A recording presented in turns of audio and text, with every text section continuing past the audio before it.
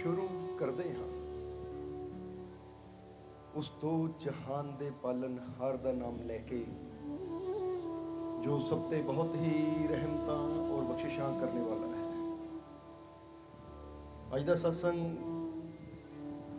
तुसीं सारे जीव समझ लो, ये सत्संग नहीं एक आनंद की बरसात होने वाली है, एक खुशियां की बरसात होने वाली है और तुसीं ये आनंद की बरसात लैण वास्ते पहुंचे हो। तो सब तो पहला अज जिस परिवार की वजह नाल अज इस सत्संग का आनंद लैण वास्ते असीं सारे इत्थे इकट्ठे होए हैं, क्योंकि कई बार देखिया ना कि इंसान कुछ इदां दा यज्ञ करता है कि बादल आते हैं, बरसात होंदी है तो धरती की तपश नूं खत्म करके धरती नूं तरो ताज़ा करके हरियाली दे के चले जाते हैं। इसी तरह समझ लो इस परिवार ने भी कि यज्ञ किया सी, बेनती की मालिक के चरणों च, रहमत की बरसात करने वास्ते बदल आ गए हैं। समझते हो कि नहीं? हुण ये रहमत की बरसात होनी है तो बस जिहड़ा पूरी तरह दिलों प्रेम के नाल विश्वास के नाल अपनी सुरती नूं इस सत्संग के नाल जोड़ देगा, फिर रहमतां नाल भरपूर होके जाएगा। सो अज जिस परिवार की वजह के नाल सानू सारिआं नूं इस सत्संग ते बैठण दा ये आनंद लैण दा मौका मिल रहा है, सब तो पहला असीं अपनी तरफों और आई हुई सारी संगत की तरफों ये परिवार के सारे मैंबरां नूं बहुत बहुत बधाई देवांगे, मुबारकबाद देवांगे, क्योंकि अज इन्हां ने इस सत्संग की डेट लैके ये टाइम लैके देखो सानू सारिआं नूं एक बार फिर मौका दिता है सत्संग 'च बैठण दा। तो जिस परिवार की वजह नाल सानू ये मौका मिलिया तो साडा भी फर्ज बनता है कि सब तो पहला असीं उसे ही परिवार वास्ते जिहदी वजह नाल ये आनंद लैण दा मौका सानू मिलिया है, उस परिवार वास्ते असीं उस मालिक के चरणों च अरदास बेनती करिए कि मालिक इस परिवार नूं खुशियां दे नाल, रहमतां दे नाल, बरकतां दे नाल, बख्शिशां दे नाल हमेशा भरपूर रखन। आने वाला हर पल इस परिवार वास्ते कामयाबी, सफलता, खुशियां भरिया होवे।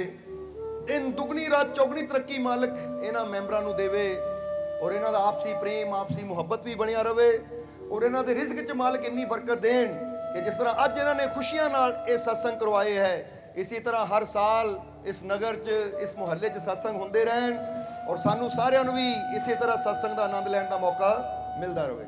ये सारी संगत रल के इन्हां वास्ते बेनती करो। कर दी बेनती? आवाज़ नहीं आई? पहला आवाज़ भी तुहाडी आनी चाहिए है, क्योंकि फिर ही पता लगना कि तुसीं वाकई उस मालिक दे घर दी रहमत नूं हासिल करने वास्ते तैयार हो। तैयारी का पता कदों लगता है? जिद्दां कोई पूछे ना, हाँ भी रहमत हासिल करने वास्ते तैयार हो? आवाज़ उन्नी नहीं आई? हाँ जी नहीं कहना, कहो ऐसी रहमत हासिल करने वास्ते तैयार हाँ, क्योंकि हाँ जी कहण विच और तैयार हाँ कहण विच बड़ा फर्क होंदा है। पुछो कितना ठीक है? हाँ जी, हाँ जी तो बंदा उदा भी कह दिंदा है, पर मैं पूरी तरह ठीक हाँ, मैं बहुत अच्छा हाँ, बहुत मालिक की रहमत है, हाँ जी विच और इहदे विच बहुत फर्क होंदा है। क्योंकि जे इंसान की तैयारी होवे ना तो जिस तरह दसीदा है कि रहमत देण दा मज़ा उदों ही आंदा है जदों अगे लैण दी प्यास होवे, अगे लैण दी चाहत होवे। तो जे बंदे अंदर चाहत ही ना होवे तो फिर रब भी सामने आके खड़ जावे, बंदा उस तो भी कुछ नहीं लै सकदा। समझदे हो कि नहीं? हुण दुबारा पुछ लईए तुहानूं कि रहमतां लैण वास्ते तैयार हो? खुशियां लैण वास्ते तैयार हो? बथेरा रो लिया, बथेरी चिंता कर ली, बथेरी टेंशन लै ली, आओ हुण मौका मिलिया तो हुण टेंशनां नूं भुलाइए, या भुलाइए कि इन्हां टेंशनां नूं मिटाइए, इन्हां चिंतावां नूं मिटाइए और अज कुछ ऐसे रहमतां दे बीज अपने जीवन च बीजने हैं ताकि साडा आने वाला समा खुशियां दे फुल्लां फलां नाल भरपूर हो जावे। सो तैयार हो? फिर केड़ा केड़ा जीव तैयार है? फिर ये भी दस दो, खुश हो? फिर कह दो मैं बहुत, मैं बहुत, मैं बहुत। चलो आओ हुण खुशी नूं किदां वधाया जावे, किदां हुण होर भी तुहानूं रहमतां नाल भरपूर कीता जावे। उधर चलिए, एक शब्द के अंदर बड़ी प्यारी गल आई है कि जहां जाते हैं खुदा के फकीर, जहां जाते हैं खुदा के फकीर, खुदा की रहमतें उनके साथ साथ जाती हैं। ये गल याद रखना हमेशा कि जदों इंसान नूं फकीरां दे कोल बैठण दा मौका मिले, फकीरां दे कोल जाण दा मौका मिले, फकीरां दी सोहबत या सत्संग विच, क्योंकि सोहबत दा मतलब हुंदा फकीरां दे कोल बैठना, जिद्दां अज तुसीं बैठे हो। अगर इंसान नूं फकीरां दी सोहबत विच बैठण दा मौका मिलदा है, फकीरां दे कोल जाण दा मौका मिलदा है, तो फिर इंसान नूं मिलदा की है, हासिल की हुंदा है? तो उहदे बारे एक कलाम अंदर दसिया है कि जहां जाते हैं खुदा के फकीर, खुदा की रहमतें उनके साथ साथ जाती हैं। जो बैठ जाता है फकीरों की सोहबत में, फिर खुशियां खुद उसके पीछे पीछे आती हैं। ਹੁਣ ਜਰਾ ਆਪਣੇ ਪਿੱਛੇ ਦੇਖ ਲਓ, ਖੁਸ਼ੀਆਂ ਤੁਹਾਡੇ ਪਿੱਛੇ ਪਿੱਛੇ। ਹੁਣ ਤੁਹਾਨੂੰ ਖੁਸ਼ੀਆਂ ਨੂੰ ਲੱਭਣ ਜਾਣ ਦੀ ਲੋੜ ਨਹੀਂ ਪਏਗੀ, ਕਿਉਂਕਿ ਜਿਹੜਾ ਫਕੀਰਾਂ ਦੀ ਸੋਹਬਤ ਵਿੱਚ ਆ ਕੇ ਪਿਆਰ ਨਾਲ ਵਿਸ਼ਵਾਸ ਨਾਲ ਬੈਠ ਜਾਂਦਾ ਹੈ, ਫਿਰ ਖੁਸ਼ੀਆਂ ਤਾਂ ਉਹਦੇ ਪਿੱਛੇ ਪਿੱਛੇ ਆਉਂਦੀਆਂ ਹੈ। ਇਸ ਲਈ ਕਹਿ ਦਿਓ, ਆ ਗਈ ਖੁਸ਼ੀ, ਆ ਗਈ, ਆ ਗਈ, ਆ ਗਈ। ਜਰਾ ਦੇਖੋਗੇ ਆਏਗੀ ਖੁਸ਼ੀ, ਕਿਉਂਕਿ ਫਿਰ ਕਵਾਂਗੇ ਕਿ ਜਿਸ ਚੀਜ਼ ਨੂੰ ਅਸੀਂ ਆਵਾਜ਼ ਦਿੰਦੇ ਆ ਨਾ ਸਤਸੰਗ 'ਚ ਬੈਠ ਕੇ, ਫਿਰ ਸਾਡੇ ਜੀਵਨ 'ਚੋਂ ਚੀਜ਼ ਆਣੀ ਵੀ ਸ਼ੁਰੂ ਹੋ ਜਾਂਦੀ ਹੈ। ਦਰਅਸਲ ਇਹ ਤੇ ਪਤਾ ਇਨਸਾਨ ਯਕੀਨ ਕਿਉਂ ਨਹੀਂ ਕਰ ਪਾਉਂਦਾ? ਹਾਂ, ਜਿਹੜੇ ਮਾਲਕ ਨਾਲ ਜੁੜੇ ਹੈ, ਸਤਸੰਗ ਦੇ ਨਾਲ ਜੁੜੇ ਹੈ, ਉਹਨਾਂ ਨੂੰ ਤਾਂ ਪਤਾ ਹੈ ਕਿ ਜਦੋਂ ਅਸੀਂ ਇਹ ਗੱਲ ਕਹਿ ਦਿੰਦੇ ਆ ਗਈ ਖੁਸ਼ੀ, ਤਾਂ ਨਾਲ ਹੀ ਆ ਵੀ ਜਾਂਦੀ ਹੈ। ਤਾਂ ਜਿਹੜੇ ਅੱਜ ਪਹਿਲੀ ਵਾਰ ਆ ਰਹੇ ਹੈ, ਉਹ ਸੋਚਣਗੇ ਕੀ ਕਹਿਣ ਨਾ ਆ ਜਾਂਦੀ ਹੈ, ਕੀ ਕਹਿਣ ਨਾ ਹੋ ਜਾਂਦੀ ਹੈ, ਕਿਉਂਕਿ ਅੱਜ ਤੱਕ ਉਹਨਾਂ ਨੂੰ ਕੋਈ ਮਿਲਿਆ ਹੀ ਨਹੀਂ ਜਿਹੜਾ ਦੱਸ ਸਕੇ ਕਿ ਖੁਸ਼ੀ ਮਗਰ ਮਗਰ ਆਏਗੀ, ਖੁਸ਼ੀਆਂ ਹਾਸਲ ਹੋ ਸਕਦੀਆਂ ਹੈ। ਕਿਉਂਕਿ ਰਹਿਮਤ ਨਾਲ ਜਦੋਂ ਇਨਸਾਨ ਜੁੜ ਜਾਂਦਾ ਹੈ, ਉਹ ਮਾਲਿਕ ਦੇ ਨਾਲ ਜਦੋਂ ਇਨਸਾਨ ਜੁੜ ਜਾਂਦਾ ਹੈ, ਤਾਂ ਜਿੱਦਾਂ ਫੁੱਲਾਂ ਦੇ ਕੋਲ ਆ ਕੇ ਖੁਸ਼ਬੂ ਮੰਗਣ ਦੀ ਲੋੜ ਨਹੀਂ ਪੈਂਦੀ, ਖੁਸ਼ਬੂ ਆਪਣੇ ਆਪ ਮਿਲ ਜਾਂਦੀ ਹੈ। ਇਸੇ ਤਰ੍ਹਾਂ ਇੱਕ ਵਾਰ ਕਾਮਿਲ ਮੁਰਸ਼ਦ, ਕਾਮਿਲ ਫਕੀਰ, ਕਾਮਿਲ ਸਤਿਗੁਰ ਨਾਲ ਜੁੜ ਕੇ ਤਾਂ ਦੇਖੋ, ਫਿਰ ਤੁਹਾਨੂੰ ਖੁਸ਼ੀਆਂ ਲੱਭਣ ਦੀ ਲੋੜ ਨਹੀਂ ਪਏਗੀ, ਖੁਸ਼ੀਆਂ ਆਪ ਤੁਹਾਡੇ ਮਗਰ ਆਉਣਗੀਆਂ। ਸਮਝਦੇ ਹੋ ਕਿ ਨਹੀਂ?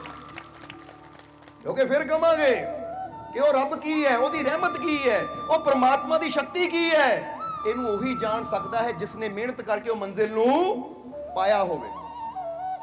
ਸਮਝਦੇ ਹੋ ਕਿ ਨਹੀਂ? ਤਾਂ ਜਿਹਨੂੰ ਪਤਾ ਹੀ ਨਾ ਹੋਵੇ, ਤਾਂ ਜਿਸ ਤਰ੍ਹਾਂ ਅਸੀਂ ਕਈ ਵਾਰ ਦੱਸੀਦਾ ਹੈ ਕਿ ਇੱਕ ਇਨਸਾਨ ਦੀਆਂ ਅਗਰ ਅੱਖਾਂ ਬੰਦ ਹੈ, ਤਾਂ ਉਹਦੇ ਮੋਹਰੇ ਤੁਸੀਂ ਕੀਮਤੀ ਤੋਂ ਕੀਮਤੀ ਖਜ਼ਾਨਾ ਵੀ ਰੱਖਦੇ, ਉਹਨੂੰ ਕੁਝ ਨਜ਼ਰ ਆਣਾ ਹੀ ਨਹੀਂ ਹੈ। ਇਹ ਖਜ਼ਾਨੇ ਨੂੰ ਵੀ ਉਹੀ ਜਾਣ ਸਕਦਾ ਹੈ ਜਿਹਦੀ ਅੱਖ ਖੁੱਲੀ ਹੋਵੇ। ਇਸੇ ਤਰ੍ਹਾਂ ਉਹ ਰੱਬ ਦੀਆਂ ਰਹਿਮਤਾਂ ਦਾ ਜੋ ਖਜ਼ਾਨਾ ਹੈ, ਖੁਸ਼ੀਆਂ ਦਾ ਜੋ ਖਜ਼ਾਨਾ ਹੈ, ਆਨੰਦ ਦਾ ਜੋ ਖਜ਼ਾਨਾ ਹੈ, ਉਹ ਵੀ ਹਰ ਜਗ੍ਹਾ ਮੌਜੂਦ ਹੈ, ਔਰ ਅਸੀਂ ਜਿੱਥੇ ਚਾਹੀਏ ਬੈਠ ਕੇ ਉਹਨੂੰ ਹਾਸਲ ਕਰ ਸਕਦੇ ਹਾਂ। ਪਰ ਉਸ ਖਜ਼ਾਨੇ ਨੂੰ ਵੀ ਪ੍ਰਾਪਤ ਕਰਨ ਦੀ ਇੱਕ ਕਲਾ ਹੁੰਦੀ ਹੈ, ਇੱਕ ਤਰੀਕਾ ਹੁੰਦਾ, ਇੱਕ ਵਿਧੀ ਹੁੰਦੀ ਹੈ। ਸਮਝਣਾ ਜ਼ਰਾ ਸਾਰਿਆਂ ਨੇ। ਜਿਸ ਤਰ੍ਹਾਂ ਇੱਥੇ ਏਦਾਂ ਸਮਝ ਲਓ ਕਿ ਕੋਈ ਵੀ ਜ਼ਮੀਨ ਦਾ ਟੁਕੜਾ ਆਪਣੇ ਆਪ ਸੁੰਦਰ ਬਾਗ ਨਹੀਂ ਬਣ ਸਕਦਾ, ਉੱਥੇ ਮਿਹਨਤ ਕਰਨੀ ਪੈਂਦੀ ਹੈ। ਫਰਜ਼ ਕਰੋ ਤੁਸੀਂ ਇੱਕ ਕਨਾਲ ਦਾ ਇੱਕ ਪਲਾਟ ਲੈ ਲਓ, ਇੱਕ ਪਲਾਟ ਲੈ ਲਿਆ ਕਨਾਲ, ਜਾਂ ਆਪਾਂ ਕਹਿੰਦੇ 4 ਮਰਲੇ ਦਾ 5 ਮਰਲੇ ਦਾ, ਯਾਨੀ ਕੋਈ ਵੀ ਅਸੀਂ ਇੱਕ ਜ਼ਮੀਨ ਦਾ ਟੁਕੜਾ ਲੈ ਲਿਆ। ਹੁਣ ਉਹ ਜ਼ਮੀਨ ਦੇ ਟੁਕੜੇ ਨੂੰ ਛੱਡ ਦਿਓ ਔਰ ਘਰ ਬੈਠੇ ਸੋਚੀਏ ਕਿ ਆਪਣੇ ਆਪ ਹੀ ਇੱਥੇ ਸੁੰਦਰ ਫੁੱਲਾਂ ਦਾ ਬਾਗ ਬਣ ਜਾਏਗਾ, ਤਾਂ ਫੁੱਲ ਬਾਗ ਬਣ ਜਾਏਗਾ। ਉਹ ਉੱਥੇ ਫੁੱਲ ਆ ਜਾਣਗੇ ਕਿ ਲੈ ਵੀ ਇੱਥੇ ਫੁੱਲ ਆ ਜਾਣਗੇ, ਗੁਲਾਬ ਦੇ ਵੀ ਆ ਜਾਣਗੇ, ਚੰਪਾ ਦੇ ਆ ਜਾਣਗੇ, ਚਮੇਲੀ ਦੇ ਆ ਜਾਣਗੇ, ਰਾਤ ਦੀ ਰਾਣੀ ਆ ਜਾਏਗੀ, ਗੈਂਦੇ ਦੇ ਫੁੱਲ ਆ ਜਾਣਗੇ। ਯਾਨੀ ਇਹ ਮੈਂ ਛੱਡ ਦਿੱਤਾ ਲੈ ਕੇ, ਤਾਂ ਜਦੋਂ ਮੈਂ ਹਫ਼ਤੇ ਬਾਅਦ ਦੇਖਣਾ ਤਾਂ ਇੱਥੇ ਸੁੰਦਰ ਫੁੱਲਾਂ ਦਾ ਬਗੀਚਾ ਹੋਣਾ ਹੈ। ਏਦਾਂ ਹੋ ਜਾਏਗਾ? ਹੁਣ ਜ਼ਰਾ ਗੌਰ ਕਰਨਾ, ਸਿਰਫ ਜ਼ਮੀਨ ਦੇ ਟੁਕੜੇ ਨੂੰ ਲੈ ਕੇ ਛੱਡਣ ਦੇ ਨਾਲ ਹੀ ਉਹ ਸੁੰਦਰ ਬਗੀਚਾ, ਸੁੰਦਰ ਬਾਗ ਨਹੀਂ ਬਣ ਸਕਦਾ। ਪਰ ਅਗਰ ਅਸੀਂ ਥੋੜੀ ਜਿਹੀ ਉੱਤੇ ਮਿਹਨਤ ਕਰੀਏ, ਕੁਝ ਫੁੱਲਾਂ ਦੇ ਬੀਜ ਬੋਈਏ, ਕਿਉਂਕਿ ਜਿੱਦਾਂ ਦੇ ਫੁੱਲਾਂ ਦੇ ਬੀਜ ਅਸੀਂ ਉਸ ਬਗੀਚੇ ਵਿੱਚ, ਉਸ ਜ਼ਮੀਨ ਦੇ ਟੁਕੜੇ 'ਚ ਬੀਜਣੇ ਹੈ, ਫਿਰ ਉਦਾਂ ਦੇ ਪੌਦੇ ਉੱਥੇ ਪੈਦਾ ਹੋ ਜਾਣੇ ਹੈ। ਫਿਰ ਜਿੱਦਾਂ ਦੀ ਅਸੀਂ ਮਿਹਨਤ ਕਰਨੀ ਹੈ ਨਾ, ਜਿੱਦਾਂ ਤੁਸੀਂ ਦੇਖਦੇ ਹੋ ਕਈਆਂ ਪਾਰਕਾਂ ਦੇ ਵਿੱਚ, ਜਿਹੜੀਆਂ ਬੜੀਆਂ ਬੜੀਆਂ ਨੈਸ਼ਨਲ ਪਾਰਕਾਂ ਹੁੰਦੀਆਂ ਹੈ, ਉੱਥੇ ਤੁਸੀਂ ਦੇਖਦੇ ਹੋ ਨਾ ਕਿ ਉਹਨਾਂ ਨੇ ਬੂਟੀਆਂ ਦੇ ਨਾਲ ਹੀ, ਉਹ ਜੜੀਆਂ ਦੇ ਨਾਲ ਹੀ ਇਦਾਂ ਦੀ ਕਟਿੰਗ ਮਾਲੀ ਕਰਦੇ ਆ ਕਿ ਕਿਤੇ ਹਾਥੀ ਬਣਾ ਕੇ ਰੱਖਿਆ ਹੈ, ਕਿਤੇ ਊਂਠ ਬਣਾਇਆ ਹੈ, ਕਿਤੇ ਘੋੜਾ ਬਣਾਇਆ, ਕਿਤੇ ਇਦਾਂ ਦੀ ਕਟਿੰਗ ਕੀਤੀ ਹੈ ਕਿ ਉੱਥੇ ਪਹਾੜ ਟਾਈਪ ਬਣਾਇਆ ਹੈ। ਉਹ ਹਰ ਚੀਜ਼ ਹੁੰਦੀ ਹੈ, ਪਰ ਕਦੋਂ ਉੱਤੇ ਮਿਹਨਤ ਕਰਨੀ ਪੈਂਦੀ ਹੈ। ਹੁਣ ਇਹਨੂੰ ਇਸੇ ਤਰ੍ਹਾਂ ਸਮਝ ਲਓ ਕਿ ਜਿਸ ਤਰ੍ਹਾਂ ਇੱਕ ਛੋਟੇ ਜਿਹੇ ਜ਼ਮੀਨ ਦੇ ਟੁਕੜੇ ਤੇ ਅਗਰ ਥੋੜੀ ਜਿਹੀ ਮਿਹਨਤ ਕਰੀਏ ਤੇ ਅਸੀਂ ਉਹਨੂੰ ਸੁੰਦਰ ਬਾਗ ਬਣਾ ਸਕਦੇ ਹਾਂ, ਉੱਥੇ ਸੁੰਦਰ ਇਮਾਰਤ ਬਣਾ ਸਕਦੇ ਹਾਂ, ਸੁੰਦਰ ਸ਼ੋਰੂਮ ਬਣਾ ਸਕਦੇ ਹਾਂ। ਪਰ ਉਹ ਆਪਣੇ ਆਪ ਨਹੀਂ ਬਣਨਾ, ਉੱਥੇ ਮਿਹਨਤ ਕਰਨੀ ਪੈਂਦੀ ਹੈ।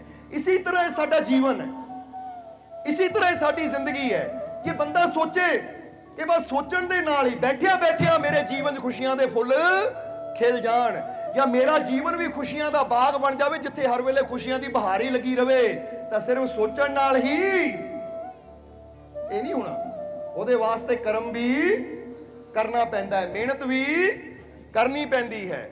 ਸੋ ਅਗਰ ਇਨਸਾਨ ਨੂੰ ਕਲਾ ਆਂਦੀ ਹੋਵੇ, ਇੱਕ ਤਰੀਕਾ ਹੁੰਦਾ ਹੈ, ਇੱਕ ਵਿਧੀ ਹੁੰਦੀ ਹੈ ਕਿ ਕਿਸ ਤਰ੍ਹਾਂ ਅਸੀਂ ਆਪਣੇ ਜੀਵਨ ਦੇ ਇਸ ਰੁੱਖੇ ਸੁੱਖੇ ਖੇਤ ਨੂੰ ਜਾਂ ਇੱਕ ਪਲਾਟ ਨੂੰ, ਇਹ ਜ਼ਿੰਦਗੀ ਦੇ ਇੱਕ ਜ਼ਮੀਨ ਦੇ ਹਿੱਸੇ ਨੂੰ ਕਿੱਦਾਂ ਅਸੀਂ ਖੁਸ਼ੀਆਂ ਦੇ ਫੁੱਲਾਂ ਨਾਲ ਭਰ ਸਕਦੇ ਹਾਂ, ਉਹਦੀ ਇੱਕ ਕਲਾ ਹੁੰਦੀ ਹੈ, ਔਰ ਉਹ ਕਲਾ ਸਾਨੂੰ ਗੁਰੂਆਂ ਰਹਿਬਰਾਂ ਸੰਤਾਂ ਦੀ ਸੋਭਤ ਵਿੱਚ ਬਹਿ ਕੇ ਹੀ ਸਿੱਖਣੀ ਪੈਂਦੀ ਹੈ।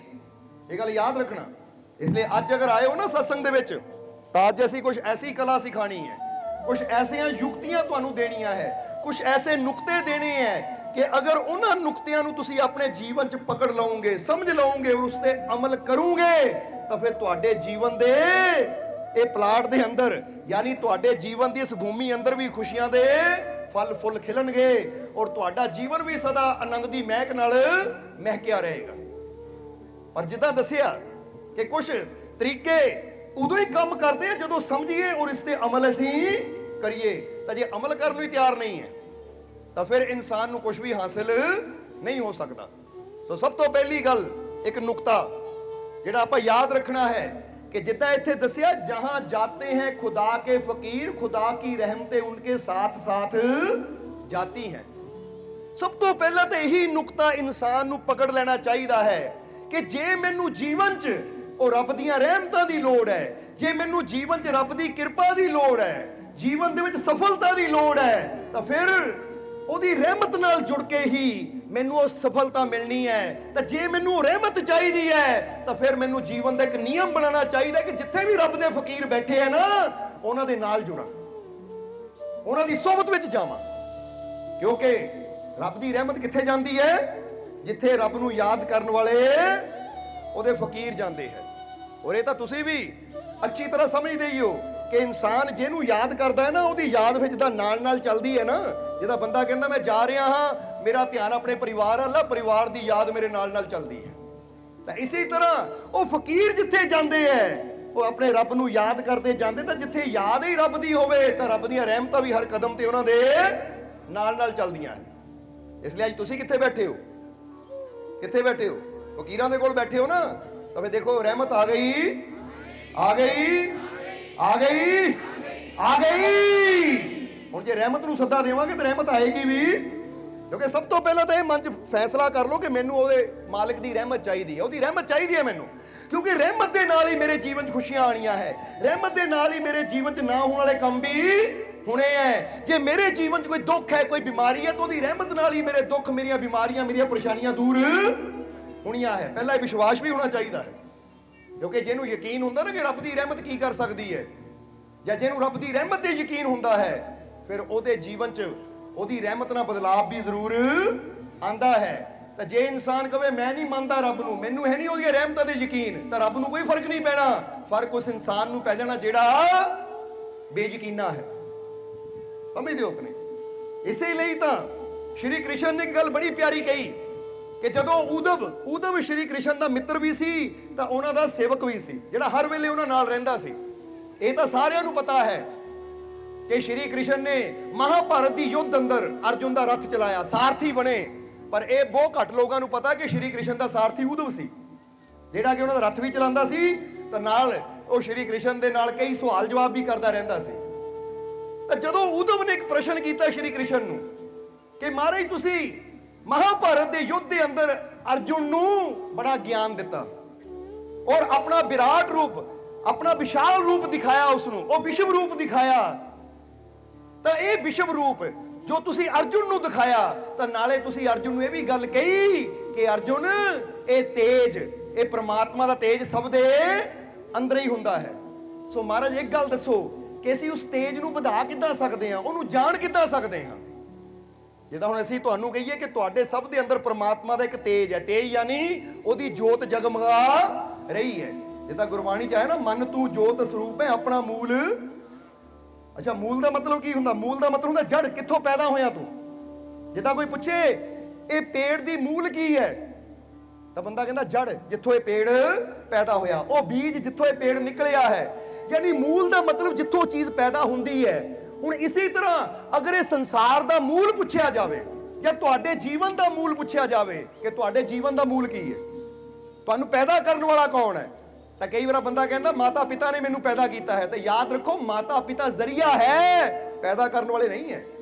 ਉਹ ਜ਼ਰੀਆ ਹੈ, ਜ਼ਰੀਆ ਉਹਨਾਂ ਨੂੰ ਬਣਾਇਆ, ਪਰ ਜ਼ਿੰਦਗੀ ਦੇਣ ਵਾਲਾ ਕੋਈ ਹੋਰ ਹੈ, ਜ਼ਿੰਦਗੀ ਦੇਣ ਵਾਲੀ ਤਾਕਤ ਕੋਈ ਹੋਰ ਹੈ। ਤਾਂ ਜੇ ਇਕੱਲਾ ਮਾਤਾ ਪਿਤਾ ਦਾ ਰੋਲ ਹੋਵੇ ਤਾਂ ਫਿਰ ਬਹੁਤ ਮਾਤਾ ਪਿਤਾ ਇਦਾਂ ਦੇ ਜਿਹੜੇ ਬੱਚੇ ਨੂੰ ਤਰਸ ਰਹੇ ਆ, ਤਾਂ ਉਹਨਾਂ ਦੇ ਕਿੰਨੇ ਕਿੰਨੇ ਸਾਲ ਹੋ ਗਏ ਔਲਾਦ ਹੀ ਨਹੀਂ ਹੁੰਦੀ।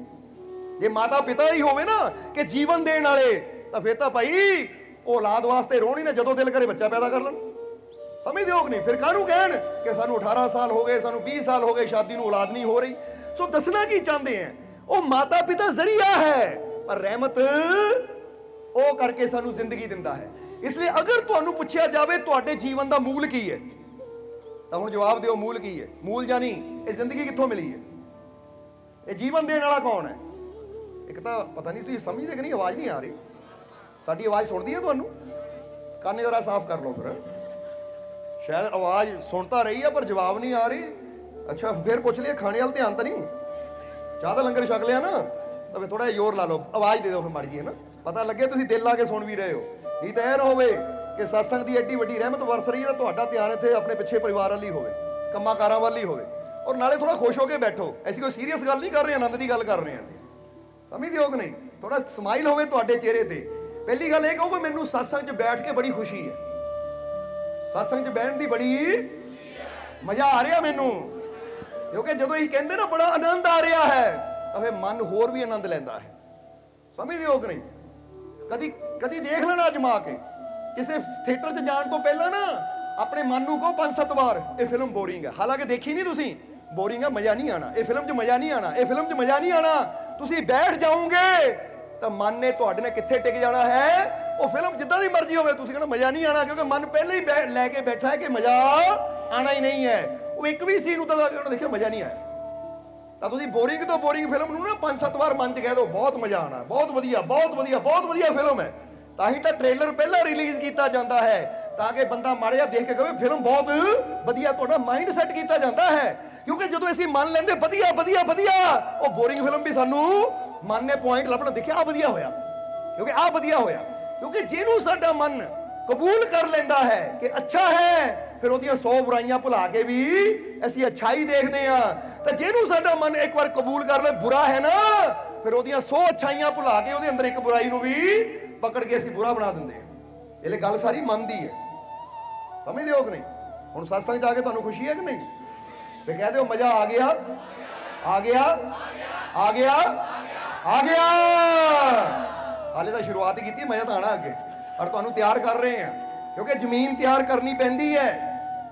ਜਿੱਦਾਂ ਮਾਲੀ ਫਿਰ ਕਵਾਂਗੇ ਬਾਗ ਵਾਸਤੇ ਪਹਿਲਾਂ ਖੁਦਾਈ ਕਰਦਾ ਹੈ, ਗੁਡਾਈ ਕਰਦਾ ਹੈ, ਜੋ ਕੰਕਰ ਪੱਥਰ ਹੁੰਦੇ ਹੈ, ਬੇਕਾਰ ਦੀ ਜੜੀ ਬੂਟੀ ਹੁੰਦੀ, ਉਹਨੂੰ ਸਾਫ਼ ਕਰਦਾ, ਤਾਂ ਕਿ ਇੱਥੇ ਉਹ ਬੀਜ ਬੋਏ ਜਾ ਸਕਣ ਜਿਨ੍ਹਾਂ ਦਾ ਜੀਵਨ 'ਚ ਲਾਭ ਹੁੰਦਾ ਹੈ।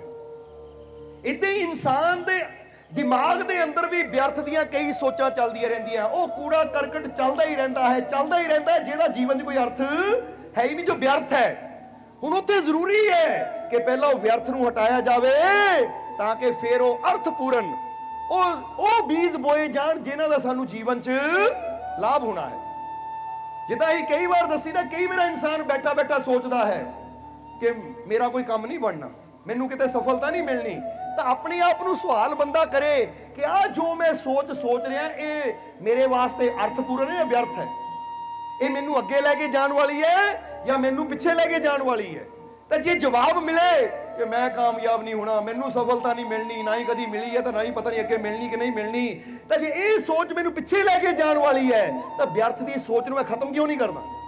ਫਿਰ ਮੈਂ ਕਿਉਂ ਨਹੀਂ ਆਪਣੇ ਅੰਦਰ ਇਹ ਸੋਚ ਪੈਦਾ ਕਰਦਾ ਕਿ ਜਦੋਂ ਮਨ ਚਾਵੇ ਕਿ ਪਤਾ ਨਹੀਂ ਮੈਨੂੰ ਕਾਮਯਾਬੀ ਮਿਲਣੀ ਹੈ ਜਾਂ ਨਹੀਂ, ਤਾਂ ਇਹ ਪਤਾ ਨਹੀਂ ਛੱਡੋ, ਬਲਕਿ ਉਸਲੇ ਮਨ ਨੂੰ ਕਹੋ ਕਿ ਮੈਨੂੰ ਕਾਮਯਾਬੀ ਜ਼ਰੂਰ ਮਿਲੇਗੀ, ਕਿਉਂਕਿ ਜਿਸ ਦਾਤੇ ਨੇ, ਜਿਸ ਮਾਲਿਕ ਨੇ ਮੈਨੂੰ ਜ਼ਿੰਦਗੀ ਦਿੱਤੀ ਹੈ, ਜੋ ਮੇਰਾ ਮੂਲ ਹੈ ਨਾ, ਉਹ ਸਰਵ ਸ਼ਕਤੀਸ਼ਾਲੀ ਹੈ। ਤਾਂ ਜੇ ਉਹਨਾਂ ਮੈਨੂੰ ਜੀਵਨ ਦਿੱਤਾ ਹੈ ਤਾਂ ਕਾਮਯਾਬੀ ਵੀ ਉਹ ਜ਼ਰੂਰ ਦੇਗਾ, ਸਫਲਤਾ ਵੀ ਜ਼ਰੂਰ ਉਹ ਦੇਗਾ, ਕਿਉਂਕਿ ਮੂਲ ਕੌਣ ਹੈ ਸਾਡਾ? ਫਿਰ ਕਹਾਂਗੇ, ਤਾਂ ਹੀ ਪੁੱਛ ਰਹੇ ਤੁਹਾਡਾ ਮੂਲ ਕੌਣ ਹੈ?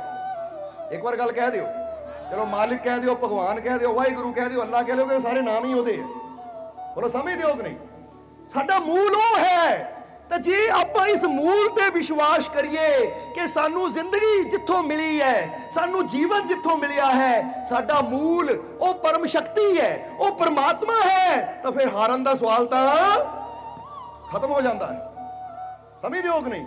ਫਿਰ ਡਰਨ ਦਾ ਸਵਾਲ ਤਾਂ ਉੱਥੇ ਖਤਮ ਹੋ ਗਿਆ, ਚਿੰਤਾ ਤਾਂ ਉੱਥੇ ਖਤਮ ਹੋ ਗਈ, ਕਿਉਂਕਿ ਜਦੋਂ ਮੰਨ ਹੀ ਲਿਆ, ਜਾਣ ਹੀ ਲਿਆ ਕਿ ਮੇਰਾ ਮੂਲ ਕੌਣ ਹੈ, ਤਾਂ ਜੇ ਮੇਰਾ ਮੂਲ ਮੇਰਾ ਮਾਲਿਕ ਹੈ ਤਾਂ ਮੇਰੀ ਹਾਰ ਕਦੀ। ਹਾਂ ਇਹ ਜ਼ਰੂਰ ਹੈ ਕਿ ਕਿਸੇ ਨੂੰ ਕਾਮਯਾਬੀ ਅੱਜ ਮਿਲਦੀ, ਕਿਸੇ ਨੂੰ ਕੱਲ ਮਿਲਦੀ ਹੈ, ਪਰ ਕਾਮਯਾਬੀ ਮਿਲਦੀ ਜ਼ਰੂਰ ਹੈ। ਸਮਝ ਲੈਣਾ ਜ਼ਰਾ ਸਾਰੇ ਜੀਵਾਂ ਨੇ, ਕਿਉਂਕਿ ਕੁਝ ਬੀਜ ਐਸੇ ਹੁੰਦੇ ਹੈ, ਜਰਾ ਸਮਝਣਾ, ਕੁਝ ਬੀਜ ਐਸੇ ਹੁੰਦੇ ਉਹਨਾਂ ਨੂੰ ਜ਼ਮੀਨ 'ਚ ਬੋ ਦਿਓ ਤਾਂ 2-4 ਦਿਨਾਂ ਬਾਅਦ ਹੀ ਉਹਨਾਂ ਦੇ ਅੰਦਰੋਂ ਅੰਕੁਰ ਫੁੱਟ ਆਉਂਦਾ ਹੈ। ਪਰ ਕੁਝ ਬੀਜ ਐਸੇ ਵੀ ਹੁੰਦੇ ਹੈ ਜਿਹੜੇ 3 ਮਹੀਨੇ ਲੈਂਦੇ ਹੈ, 4 ਮਹੀਨੇ ਲੈਂਦੇ ਹੈ। ਪਰ ਅਗਰ ਤੁਸੀਂ ਬਾਂਸ ਦਾ ਬੀਜ ਬੋਓਗੇ ਨਾ, ਬਾਂਸ, ਬੈਂਬੂ, ਅਗਰ ਬਾਂਸ ਦਾ ਬੀਜ ਬੋਓਗੇ ਤਾਂ ਉਹਦੇ ਅੰਦਰ ਨਾ ਇੱਕ ਖਾਸੀਅਤ ਹੈ ਕਿ ਉਹਨੂੰ ਤੁਸੀਂ ਬੀਜ ਦਿਓ। ਹੁਣ ਸਮਝ ਲਓ ਇਦਾਂ ਕਿ ਇੱਕ ਪਾਸੇ ਬਾਂਸ ਦਾ ਪੌਦਾ ਬੀਜ ਦਿੱਤਾ, ਬੀਜ ਦਿੱਤਾ, ਔਰ ਦੂਜੇ ਪਾਸੇ ਕੋਈ ਸਧਾਰਨ ਕੋਈ ਗੁਲਾਬ ਦਾ ਜਾਂ ਕਿਸੇ ਪੇੜ ਦਾ ਪੌਦਾ ਬੀਜ ਦਿੱਤਾ। ਹੁਣ ਤੁਸੀਂ ਦੇਖੋਗੇ ਕੁਝ ਦਿਨਾਂ ਬਾਅਦ ਜਿਹੜਾ ਪੇੜ ਹੈ, ਨਾਰਮਲ ਪੇੜ ਹੈ ਜਾਂ ਪੌਦਾ ਹੈ, ਉਹਦਾ ਅੰਕੁਰ ਫੁੱਟੇਗਾ, ਪਰ ਬਾਂਸ ਦੇ ਉੱਪਰ ਕੋਈ ਬਦਲਾਵ ਨਹੀਂ ਆਏਗਾ, ਉਦਾਂ ਹੀ ਹੈ। 1 ਸਾਲ ਗੁਜ਼ਰਿਆ, ਦੂਜਾ ਪੇੜ ਵੱਧ ਰਿਹਾ ਹੈ, ਬੰਦੇ ਨੇ ਕਹਿਣਾ ਹੋਇਆ ਕੁਝ ਨਹੀਂ, ਇਹਦੇ ਅੰਦਰ ਕੋਈ ਫਰਕ ਹੀ ਨਹੀਂ ਪੈ ਰਿਹਾ, ਇਹ ਉਦਾਂ ਹੀ 1 ਸਾਲ ਗੁਜ਼ਰ ਗਿਆ, ਫਿਰ ਦੂਜਾ ਸਾਲ ਗੁਜ਼ਰ ਗਿਆ, ਕਹਿੰਦਾ ਉਦਾਂ ਹੀ। ਕਮਾਲ ਦੀ ਗੱਲ, ਉਹ ਪੌਦਾ ਇੱਥੇ ਆ ਗਿਆ, ਇਹਨੂੰ ਫਰਕ ਹੀ ਨਹੀਂ ਪਿਆ, ਉਨਾ ਗਈ ਹੈ। ਫਿਰ ਤੀਜਾ ਸਾਲ ਆਏਗਾ, ਤੁਸੀਂ ਕਹਿਣਾ ਹੈ ਉਹ ਦੂਜਾ ਪੌਦਾ ਇੱਥੇ ਤੱਕ ਪਹੁੰਚ ਗਿਆ 3 ਸਾਲਾਂ 'ਚ, ਇਹ ਹਾਲੇ ਹਿੱਲਿਆ ਹੀ ਨਹੀਂ, ਇਹ ਉਨਾ ਗਈ ਹੈ। ਫਿਰ ਚੌਥਾ ਸਾਲ ਆਏਗਾ, ਤੁਸੀਂ ਦੇਖੋਗੇ ਕਰਦਿਆਂ ਕਹਿੰਦੇ 4, 4.5 ਜਾਂ 5 ਸਾਲ ਦਾ ਸਮਾਂ ਲੱਗਦਾ ਹੈ। ਫਿਰ ਜਦੋਂ ਬੈਂਬੂ ਉੱਠਦਾ ਹੈ ਤਾਂ 20 ਦਿਨਾਂ 'ਚ ਹੀ 100 ਫੁੱਟ ਉੱਚਾ ਹੋ ਜਾਂਦਾ ਹੈ, 20 ਦਿਨਾਂ 'ਚ। ਹੁਣ ਇਹਦਾ ਮਤਲਬ ਕੀ ਹੈ ਕਿ ਉਹ 5 ਸਾਲ ਜਾਂ 4 ਸਾਲ ਜਿਹੜੇ ਉਹਨਾਂ ਲਏ ਉਹ ਵਿਅਰਥ ਨਹੀਂ ਗਏ। ਦਰਅਸਲ ਉਹ 4 ਸਾਲ ਪਹਿਲਾਂ ਆਪਣੀਆਂ ਜੜ੍ਹਾਂ ਗਹਿਰਾਈ 'ਚ ਭੇਜ ਰਿਹਾ ਸੀ, ਕਿਉਂਕਿ ਪਤਾ ਹੈ ਕਿ ਜਿੰਨੀ ਮੇਰੀ ਜੜ ਗਹਿਰਾਈ 'ਚ ਜਾਏਗੀ ਉਨਾ ਮੈਂ ਆਸਮਾਨ ਦੀਆਂ ਬੁਲੰਦੀਆਂ ਤੇ ਪਹੁੰਚੂ। ਤਾਂ ਜੇ ਉੱਪਰੋਂ ਉੱਚਾ ਹੋ ਗਿਆ, ਜੜ ਹੀ ਓਪਰੀ ਰਹੀ, ਤਾਂ ਮਾੜੀ ਹਵਾ ਆਏਗੀ ਉਹਨੂੰ ਤੋੜ ਕੇ ਚਲੀ ਜਾਏਗੀ। ਜਿੱਦਾਂ ਕਈ ਦੇਖਿਆ ਨਾ ਸਪੈਦੇ, ਕਈ ਸਪੈਦੇ ਗਿਰ ਜਾਂਦੇ, ਪੱਪਰੋਂ ਗਿਰ ਜਾਂਦੇ ਆ ਹਨੇਰੀਆਂ 'ਚ, ਕਿਉਂਕਿ ਉੱਪਰੋਂ ਤੋਂ ਉੱਪਰ ਹੋ ਜਾਂਦੇ ਆ, ਪਰ ਜੜ੍ਹਾਂ ਉਹਨਾਂ ਦੀਆਂ ਕੋਈ ਜ਼ਿਆਦਾ ਗਹਿਰੀਆਂ ਨਹੀਂ ਹੁੰਦੀਆਂ। ਪਰ ਬੈਂਬੂ 3, 3.5 ਜਾਂ 4 ਸਾਲ ਜਾਂ 5 ਸਾਲ ਲਗਾਉਂਦਾ ਹੈ ਆਪਣੀਆਂ ਜੜ੍ਹਾਂ ਨੂੰ ਗਹਿਰਾਈ 'ਚ ਜਾਣ ਦਾ। ਬਾਹਰੋਂ ਦੇਖ ਕੇ ਲੱਗਦਾ ਕੁਝ ਨਹੀਂ ਹੋ ਰਿਹਾ, ਪਰ ਫਿਰ ਅਗਲੇ 20 ਦਿਨਾਂ ਜਿੰਨੀ ਦੁੱਗਣੀ, ਤਿੱਗਣੀ, ਚੌਗਣੀ ਸਪੀਡ ਨਾਲ ਵੱਧਦਾ ਹੈ ਨਾ, ਉਨਾ ਕੋਈ ਆਮ ਪੌਦਾ ਵਧ ਹੀ ਨਹੀਂ ਸਕਦਾ। ਇਹ ਸਮਝਣਾ ਜ਼ਰਾ। ਇੱਥੋਂ ਕੀ ਪਤਾ ਲੱਗਦਾ ਹੈ ਕਿ ਕਈ ਵਾਰਾਂ ਇਨਸਾਨ ਨੂੰ ਲੱਗਦਾ ਹੈ ਕਿ ਕੁਝ ਹੋ ਨਹੀਂ ਰਿਹਾ। ਬੋਲੋ ਸਮਝਦੇ ਹੋ ਕਿ ਨਹੀਂ? ਮੈਂ ਤਾਂ ਮਾਲਕ ਤੇ ਬੜਾ ਵਿਸ਼ਵਾਸ ਕਰਕੇ ਬੈਠਾ, 1 ਸਾਲ ਹੋ ਗਿਆ, 2 ਸਾਲ ਹੋ ਗਏ, ਕੁਝ ਹੋ ਹੀ ਨਹੀਂ ਰਿਹਾ। ਮੈਂ ਮਾਲਕਾਂ ਤੇ ਇੰਨਾ ਯਕੀਨ ਕਰਦਾ, ਮੈਂ ਇੰਨਾ ਸਿਮਰਨ ਕਰਦਾ ਆ 3 ਸਾਲ ਗੁਜ਼ਰ ਗਏ, 2.5 ਸਾਲ ਗੁਜ਼ਰ ਗਏ, ਕੁਝ ਹੋ ਹੀ ਨਹੀਂ ਰਿਹਾ। ਅਸੀਂ ਕਹਾਂਗੇ ਯਕੀਨ ਰੱਖ ਕੇ ਬੈਠੋ, ਕੀ ਪਤਾ ਮਾਲਕ ਦੀ ਰਹਿਮਤ ਨਾਲ ਕਿ ਜਦੋਂ ਉਹ ਟਾਈਮ ਆਣਾ ਹੈ ਤਾਂ ਇਦਾਂ ਤੁਹਾਡੀ ਛਾਲ ਮਰਾਣੀ ਹੈ ਕਿ ਤੁਸੀਂ ਫਰਸ਼ ਤੋਂ ਅਰਸ਼ ਤੇ ਪਹੁੰਚ ਜਾਣਾ ਹੈ। ਪਰ ਇਹ ਗੱਲ ਯਕੀਨ ਦੀ ਹੁੰਦੀ ਹੈ। ਤਾਂ ਜੇ ਕੋਈ ਬੇਯਕੀਨਾ ਆਦਮੀ ਉਹ ਕਵੇ ਲੈ ਆ ਬੈਂਬੂ, ਇਹ ਬਾਂਸ ਵੱਧਦਾ ਤਾਂ ਹੈ ਨਹੀਂ, 2 ਸਾਲ ਹੋ ਗਏ ਪੱਟ ਕੇ ਸੁੱਟਦੇ ਮੈਨੂੰ, 3 ਸਾਲ ਹੋ ਗਏ ਪੱਟ ਕੇ ਸੁੱਟਦੇ ਮੈਂ ਇਹਨੂੰ, ਤਾਂ ਫਿਰ ਉਹ ਸਭ ਤੋਂ ਬੜੀ ਮੂਰਖਤਾ ਹੋਏਗੀ।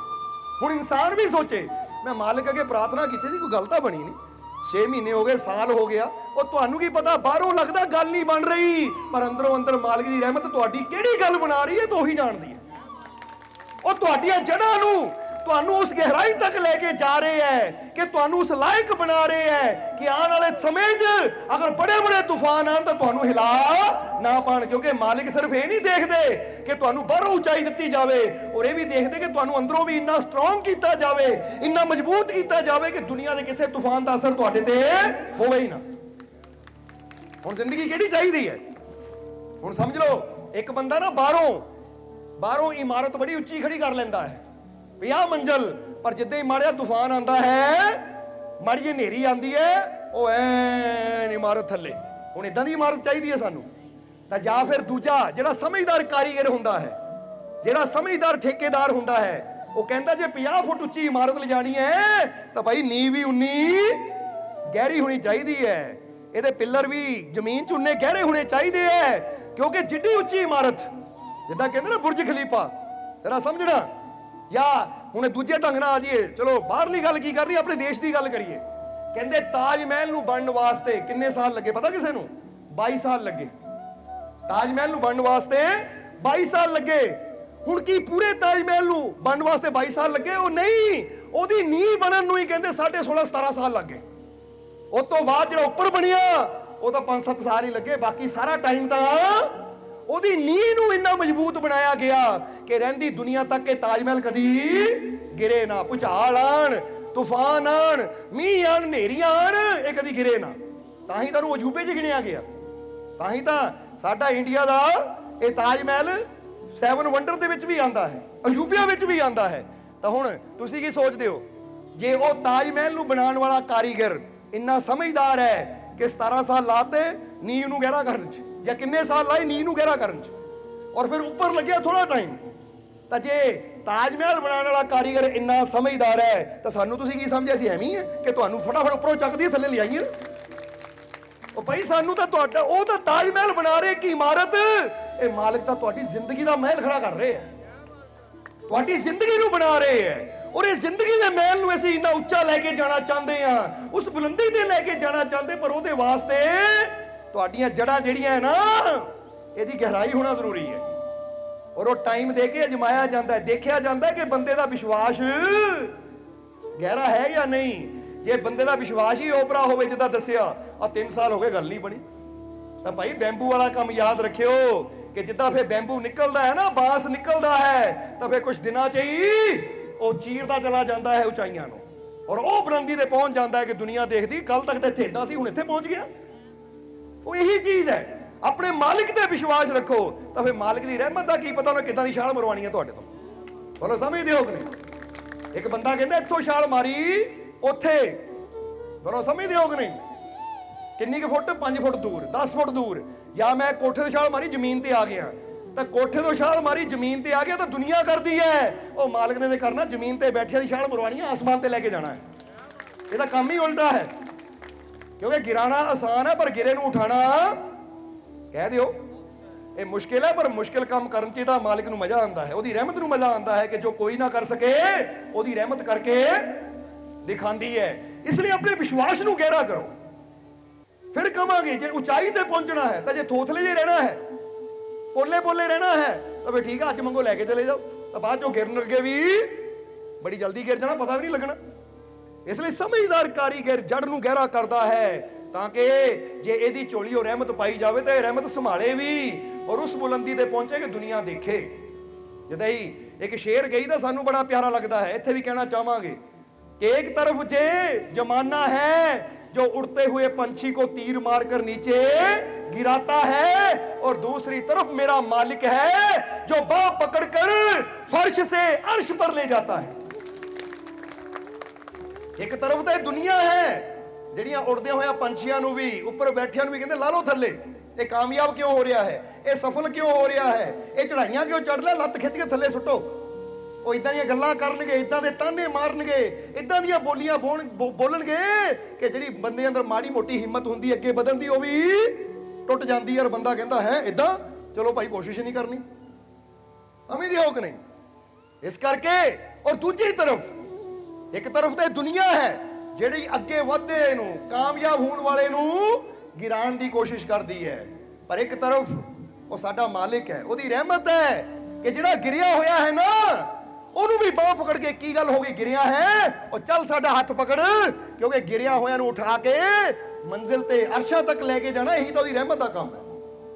ਇਸ ਲਈ ਤੁਹਾਨੂੰ ਵੀ ਕਿਸੇ ਨੂੰ ਲੱਗਦਾ ਨਾ, ਬੰਦਾ ਲੱਗਦਾ ਹੈ ਕਿ ਮੈਂ ਟੁੱਟ ਚੁੱਕਾ ਹਾਂ, ਮੈਂ ਹਾਰ ਚੁੱਕਾ ਹਾਂ, मैं बड़ा परेशान है, मैं हर पासे दौड़ के देख लिया, मेरे जीवन च कामयाबी नहीं मिली, मैं हर पासे दौड़ के देख लिया, मैनू खुशी नहीं मिली, मैं हर पासे जाके देख लिया, मेरे जीवन च तकलीफां ही तकलीफां, दुख ही दुख, चिंतावां ही चिंतावां है, इन्हां चिंतावां ने तां मैनू मार दिता, मैनू गिरा दिता।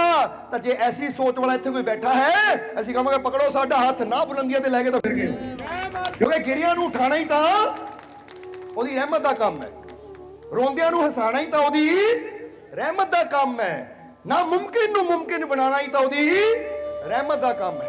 इसलिए एक बार इंसान यकीन करके देखे, विश्वास करके देखे, फिर पता लगता है कि ओदी रहमत कर की सकती है। बोलो समझते हो कि नहीं। बाकी फिर कहांगे कि गल तो यकीन दी है, क्योंकि जिन्होंने पता ना सतगुर की कर सकते हैं। और जो श्री गुरु रविदास जी ने तपड़ी के थल्ले गंगा वगदी दिखाई, जरा हुण गौर करना, जिन्होंने पता है कि सतगुर के चरणों चों की मिल सकता है, वो फिर गंगा के नज़ारे गुरु के चरणों चों ले लेंदा है। समझदे हो कि नहीं। तो जिन्हें नहीं कुछ हासिल करना, वो तो गंगा च जाके 100 चुप्पियां मारे, उत्थे भी हासिल कुछ नहीं हुंदा। तां ही कई बार दसी ना, बुल्ले शाह ने कहा कि जे रब मिलदा नातियां धोता, मिलदा डड्डूआं ਕਹਿੰਦੇ ਨਹਾਣ ਧੋਣ ਨਾਲੇ ਚੁੱਭੀਆਂ ਲਾਣ ਨਾਲ ਤੀਰਥਾਂ ਦੇ ਰੱਬ ਮਿਲਦਾ, ਤਾਂ ਡੱਡੂ ਮੱਛੀ ਤਾਂ ਪਾਣੀ 'ਚ ਰਹਿੰਦੇ ਕਦੋਂ ਦਾ ਮਿਲ ਜਾਂਦਾ। ਜੇ ਰੱਬ ਜੰਗਲ ਫਿਰਿਆ ਮਿਲਦਾ ਮਿਲਦਾ ਗਊਆਂ, ਫਿਰ ਤਾਂ ਗਊ ਮੱਛੀਆਂ ਰੋਜ਼ ਚਰਨ ਜਾਂਦੀਆਂ ਹੈ। ਸੋ ਬੁੱਲੇ ਸ਼ਾਹ ਦੱਸਦੇ ਹੈ ਕਿ ਨਾ ਨਹਾਣ ਧੋਣ ਨਾ ਜੰਗਲਾਂ 'ਚ ਫਿਰਨ ਨਾਲ ਰੱਬ ਮਿਲਦਾ ਹੈ, ਫਿਰ ਰੱਬ ਮਿਲਦਾ ਕਿਹਨਾਂ ਨੂੰ ਹੈ? ਉਹ ਬੁੱਲੇ ਸ਼ਾਹ ਰੱਬ ਕਿਹਨਾਂ ਨੂੰ ਮਿਲਦਾ? ਸਾਫ਼ ਦਿਲਾਂ ਵਾਲੇ ਸੱਚਿਆਂ, ਕਿ ਜਿਹਨਾਂ ਦਿਲ ਸਾਫ਼ ਹੈ। ਔਰ ਇਹ ਦਿਲ ਦੀ ਸਫਾਈ ਕਿੱਥੇ ਹੋਣੀ ਹੈ? ਇਹ ਦਿਲ ਦੀ ਸਫਾਈ ਆਪਣੇ ਆਪ ਨਹੀਂ ਹੁੰਦੀ, ਇਹ ਦਿਲ ਦੀ ਸਫਾਈ ਤਾਂ ਮੁਰਸ਼ਦ ਦੇ ਕੋਲ ਬਹਿ ਕੇ ਹੁੰਦੀ ਹੈ, ਸਤਿਗੁਰ ਦੀ ਸ਼ਰਨ ਵਿੱਚ ਬਹਿ ਕੇ ਹੁੰਦੀ ਹੈ, ਜਿੱਥੇ ਸਾਡੇ ਦਿਲਾਂ ਦੀ ਮੈਲ ਨੂੰ ਧੋਤਾ ਜਾਂਦਾ ਹੈ ਔਰ ਸਾਨੂੰ ਨਲਾਇਕ ਤੋਂ ਲਾਇਕ ਬਣਾਇਆ ਜਾਂਦਾ ਹੈ। ਸਮਝਦੇ ਹੋ ਕਿ ਨਹੀਂ? ਇਸ ਲਈ ਫਿਰ ਕਹਾਂਗੇ ਕਿ ਆਪਣੇ ਮਾਲਿਕ ਦੀ ਰਹਿਮਤ ਤੇ ਯਕੀਨ ਕਰੋ, ਆਪਣੇ ਮਾਲਿਕ ਦੀ ਰਹਿਮਤ ਤੇ ਵਿਸ਼ਵਾਸ ਕਰੋ, ਭਰੋਸਾ ਕਰੋ, ਕਿਉਂਕਿ ਵਿਸ਼ਵਾਸ ਕਰਨ ਵਾਲਿਆਂ ਨੂੰ ਹੀ ਉਹਦੀ ਰਹਿਮਤ ਪ੍ਰਾਪਤ ਵੀ ਹੁੰਦੀ ਹੈ। ਸਮਝਦੇ ਹੋ ਕਿ ਨਹੀਂ? ਔਰ ਹੁਣ ਆ ਜਾਈਏ ਕੁਝ ਪੁਆਇੰਟ ਦੱਸਣ ਲੱਗੇ ਹੁਣ ਤੁਹਾਨੂੰ। ਜਿੱਦਾਂ ਇੱਕ ਬਹੁਤ ਬੜੇ ਨਾ ਅਮਰੀਕਾ ਦੇ ਅੰਦਰ ਬਹੁਤ ਬੜੇ ਬਿਜ਼ਨਸਮੈਨ ਸੀ, ਐਂਡਰਿਊ ਕਾਰਨੇਗੀ, ਜਿਹੜੇ ਉਸ ਵੇਲੇ ਦੇ ਅਮਰੀਕਾ ਦੇ ਸਭ ਤੋਂ ਅਮੀਰ ਆਦਮੀ ਮੰਨੇ ਜਾਂਦੇ ਸੀ। ਐਂਡਰਿਊ ਕਾਰਨੇਗੀ, ਉਹ ਐਂਡਰਿਊ ਕਾਰਨੇਗੀ ਨੇ ਨਾ ਇੱਕ ਬੜੀ ਪਿਆਰੀ ਲਾਈਨ ਕਹੀ ਹੈ, ਉਹ ਸਾਨੂੰ ਬੈਠਿਆਂ ਬੈਠਿਆਂ ਯਾਦ ਆ ਗਈ, ਦੱਸਣਾ ਚਾਹਾਂਗੇ। ਐਂਡਰਿਊ ਕਾਰਨੇਗੀ ਕਹਿੰਦੇ ਹੈ, ਹੁਣ ਤੁਹਾਨੂੰ ਇਹ ਦੱਸਣਾ ਚਾਹਾਂਗੇ ਕਿ ਜਾਦੂ ਦੀ ਛੜੀ ਹੁੰਦੀ ਹੈ। ਉਹ ਬਹੁਤ ਬੜੇ ਬਿਜ਼ਨਸਮੈਨ ਸੀ। ਕਿਸੇ ਨੇ ਪੁੱਛਿਆ ਕਿ ਤੁਸੀਂ ਇੰਨੇ ਕਾਮਯਾਬ ਕਿੱਦਾਂ ਹੋਏ? ਉਹ ਕਹਿੰਦੇ ਮੇਰੇ ਕੋਲ ਇੱਕ ਜਾਦੂ ਦੀ ਛੜੀ ਹੈ ਜਿਹਦੇ ਕਰਕੇ ਮੈਂ ਕਾਮਯਾਬ ਹੋਇਆ। ਕੀ ਹੈ ਉਹਦੇ ਕੋਲ? ਆਵਾਜ਼ ਘੱਟ ਆਈ ਹੈ। ਜਾਦੂ ਦੀ ਛੜੀ ਹੈ। ਤੁਹਾਨੂੰ ਚਾਹੀਦੀ ਛੜੀ? ਉਹ ਸਮਝਦੇ ਹੋ ਕਿ ਨਹੀਂ? ਹੁਣ ਤੁਹਾਨੂੰ ਵੀ ਜਾਦੂ ਦੀ ਛੜੀ ਦੇ ਦਈਏ। ਉਹ ਕਹਿੰਦੇ ਮੇਰੇ ਕੋਲ ਇੱਕ ਜਾਦੂ ਦੀ ਛੜੀ ਹੈ ਜਿਹਨੇ ਮੈਨੂੰ ਕਾਮਯਾਬ ਕੀਤਾ ਹੈ। ਤੇ ਇੱਕ ਰਿਪੋਰਟਰ ਨੇ ਪੁੱਛਿਆ, ਮਹਾਰਾਜ ਉਹ ਜਾਦੂ ਦੀ ਛੜੀ ਕਿਹੜੀ ਹੈ ਕਿ ਤੁਸੀਂ ਕਰੋੜਾਪਤੀ ਬਣ ਗਏ, ਅਰਬਾਪਤੀ ਬਣ ਗਏ, ਅਮਰੀਕਾ ਦੇ ਸਭ ਤੋਂ ਅਮੀਰ ਆਦਮੀ ਕਾਰਨੇਗੀ, ਕਿ ਤੁਸੀਂ ਉਹ ਕਿਹੜੀ ਜਾਦੂ ਦੀ ਛੜੀ ਹੈ? ਤਾਂ ਕਾਰਨੇਗੀ ਨੇ ਕਿਹਾ, ਜਰਾ ਹੁਣ ਗੌਰ ਕਰਨਾ, ਲਾਈਨ ਆਪਣੇ ਦਿਲ 'ਚ ਲਿਖ ਲਓ, ਕਿਉਂਕਿ ਕੁਝ ਨੁਕਤੇ ਹੁੰਦੇ ਹੈ। ਇਹ ਨਾ ਸੋਚੋ ਕਿ ਇਹ ਜਿਹੜੇ ਨੁਕਤੇ ਹੈ, ਬੜੇ ਬੜੇ ਬਿਜ਼ਨਸਮੈਨ ਹੈ, ਚਾਹੇ ਸਕਸੈਸਫੁਲ ਆਦਮੀ ਦੁਨਿਆਵੀ ਤੌਰ ਤੇ ਚਾਹੇ ਰੂਹਾਨੀ ਤੌਰ ਤੇ, ਕਿਉਂਕਿ ਰੱਬ ਦੇ ਪਿਆਰੇ ਗੁਰੂ ਰਹਿਬਰ ਪੀਰ ਫਕੀਰ ਕਾਮਯਾਬ ਇਨਸਾਨ ਕੋਈ ਨੁਕਤੇ ਦਿੰਦੇ ਆ। ਜੇ ਨੁਕਤਿਆਂ ਨੂੰ ਸਮਝ ਲਈਏ ਤਾਂ ਅਸੀਂ ਦੁਨਿਆਵੀ ਤੌਰ ਤੇ ਵੀ ਕਾਮਯਾਬ ਹੋ ਸਕਦੇ ਹਾਂ ਤੇ ਰੂਹਾਨੀ ਤੌਰ ਤੇ ਵੀ ਸਾਨੂੰ ਕਾਮਯਾਬੀ ਮਿਲ ਸਕਦੀ ਹੈ। ਸੋ ਉਹਨੇ ਕਿਹਾ ਉਹ ਜਾਦੂ ਦੀ ਛੜੀ ਕਿਹੜੀ ਹੈ? ਜਰਾ ਹੁਣ ਸਮਝ ਲਓ, ਤਿਆਰ ਹੋ ਪਕੜਨ ਨੂੰ? ਤੇ ਏਦਾਂ ਹੱਥ ਕਰ ਲਓ, ਪਤਾ ਲੱਗੇ ਤਿਆਰ ਹੋ ਤੁਸੀਂ। ਸਮਝਦੇ ਹੋ ਕਿ ਨਹੀਂ? ਹੁਣ ਪਕੜ ਲਿਓ। ਉਹ ਕਹਿੰਦੇ ਜਾਦੂ ਦੀ ਛੜੀ ਜਿਹਨਾਂ ਮੈਨੂੰ ਕਾਮਯਾਬ ਕੀਤਾ ਹੈ, ਉਹ ਜਾਦੂ ਦੀ ਛੜੀ ਕਿਹੜੀ ਹੈ? ਉਹ ਕਾਰਨੇਗੀ ਨੇ ਦੱਸਿਆ कि अच्छाई वो जादू की छड़ी है जिसके पास होगी उसे कामयाबी जरूर मिलेगी। पकड़ लो हुण अच्छाई नूं, क्योंकि जादू की छड़ी इदां नहीं कि मदारी ने डंडा दे देना तुहानूं। तुसीं तां शायद यही सोचते सी मालकां कोई डंडा सुट्टना तां इउं हत्थ 'च आ जाना, अवरा आवरा का डावरा शू लै भी बन गए काम साडे। ਉਹ इदां आवरा का डावरा नहीं हुंदा कुछ भी, ਉਹ ਫਿਲਮਾਂ 'ਚ ਹੀ ਚੱਲਦਾ ਹੈ। ਸਮਝਦੇ ਹੋ ਕਿ ਨਹੀਂ? ਉਹ ਮੈਜਿਕ ਪੈਨਸਲ ਫਿਲਮਾਂ 'ਚ ਹੀ ਹੁੰਦੀ ਹੈ ਕਿ ਬਣਾ ਦਿਓ ਤਸਵੀਰ ਤਾਂ ਪ੍ਰਗਟ ਹੋ ਗਿਆ। ਸਮਝਦੇ ਹੋ? ਇਸ ਕਰਕੇ ਇੱਥੇ ਜਾਦੂ ਦੀ ਛੜੀ ਕਿਹੜੀ ਦੱਸਿਆ ਹੈ? ਜਰਾ ਜਵਾਬ ਦੇ ਦਿਓ, ਦੇਖੀਏ ਪਕੜੀਏ ਕਿ ਨਹੀਂ ਤੁਸੀਂ? ਕਹਿੰਦੇ अच्छाई वो जादू की छड़ी है जिसके पास होगी उसे कामयाबी जरूर मिलेगी। ਹੁਣ ਚੈੱਕ ਕਰੋ, ਜੇ ਜੀਵਨ 'ਚ ਤੁਸੀਂ ਕਾਮਯਾਬ ਹੋਣਾ ਚਾਹੁੰਦੇ ਹੋ ਤਾਂ ਸਾਨੂੰ अच्छाई ਦੀ ਛੜੀ ਨੂੰ ਪਕੜਨਾ ਪੈਣਾ ਹੈ, ਕਿਉਂਕਿ ਬੁਰਾਈ ਨੂੰ ਪਕੜ ਕੇ ਅਸੀਂ ਕਦੀ ਜੀਵਨ 'ਚ ਕਾਮਯਾਬ ਨਹੀਂ ਹੋ ਸਕਦੇ। बुराई करके ਅਸੀਂ ਥੋੜੀ ਦੇਰ ਵਾਸਤੇ ਪੈਸਾ ਤਾਂ ਜ਼ਰੂਰ ਪਾ ਲਾਵਾਂਗੇ, ਪਦਵੀ ਤਾਂ ਜ਼ਰੂਰ ਪਾ ਲਾਵਾਂਗੇ, ਪਰ ਜਦੋਂ ਸਾਡੀ ਉਹ ਬੁਰਾਈ ਦਾ, ਸਾਡੀ ਹੇਰਾ ਫੇਰੀ ਦਾ, ਸਾਡੀ ਠਗੀ ਦਾ, ਸਾਡੀ ਚੋਰੀ ਦਾ ਦੁਨੀਆ ਨੂੰ ਪਤਾ ਲੱਗੇਗਾ ਤਾਂ ਪਦਵੀ ਵੀ ਜਾਏਗੀ, ਇੱਜ਼ਤ ਵੀ ਜਾਏਗੀ, ਸਭ ਕੁਝ ਨਿਕਲ ਜਾਏਗਾ। ਬੋਲ ਹੁੰਦਾ ਕਿ ਨਹੀਂ? ਇਸ ਲਈ ਸਮਝਣਾ ਜ਼ਰਾ ਸਾਰਿਆਂ ਨੇ, ਅੱਛਾਈ ਨਾਲ ਬੰਦੇ ਨੂੰ ਕੀ ਮਿਲਦਾ ਹੈ। ਜਿੱਦਾਂ ਕਾਰਨੇਗੀ ਦੇ ਹੀ ਜੀਵਨ ਦਾ ਇੱਕ ਵਾਕਿਆ ਸਾਨੂੰ ਯਾਦ ਆ ਗਿਆ, ਜਿਹੜਾ ਕਿ ਬੜਾ ਸਮਝਣ ਵਾਲਾ ਹੈ ਕਿ ਕਾਰਨੇਗੀ ਉਹ ਐਡਾ ਅਮੀਰ ਸੀ, ਉਹਨੇ ਇੱਕ ਖਜ਼ਾਨਚੀ ਰੱਖਿਆ ਸੀ, ਇੱਕ ਮੁਨੀਮ ਰੱਖਿਆ ਸੀ ਜਿਹੜਾ ਉਹਦੇ ਸਾਰੇ ਪੈਸੇ ਦਾ ਹਿਸਾਬ ਰੱਖਦਾ ਸੀ। ਤਾਂ ਉਹ ਇੰਨਾ ਇਮਾਨਦਾਰ ਸੀ ਉਹ ਖਜ਼ਾਨਚੀ ਕਿ ਜਿਹੜਾ ਇੱਕ ਇੱਕ ਪੈਸੇ ਦਾ, ਇੱਕ ਇੱਕ ਪੈਨੀ ਦਾ ਪੂਰਾ ਹਿਸਾਬ ਰੱਖਦਾ ਸੀ। ਤੇ ਇੱਕ ਦਿਨ ਕਾਰਨੇਗੀ ਦੇ ਦੋਸਤ ਨੇ ਕਾਰਨੇਗੀ ਨੂੰ ਪੁੱਛਿਆ ਕਿ ਯਾਰ ਤੈਨੂੰ ਇਦਾਂ ਦਾ ਇਮਾਨਦਾਰ ਬੰਦਾ ਮਿਲ ਕਿੱਥੋਂ ਗਿਆ?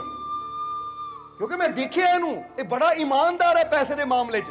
ਨਹੀਂ ਤਾਂ ਜਿੱਥੇ ਕਰੋੜਾਂ ਰੋਜ਼ ਆਂਦਾ ਜਾਂਦਾ ਹੋਵੇ ਉੱਥੇ ਬੰਦਾ ਥੋੜੀ ਬਹੁਤੀ ਹੇਰਾਫੇਰੀ ਕਰ ਲਵੇ ਤਾਂ ਪਤਾ ਲੱਗਦਾ ਹੀ ਨਹੀਂ।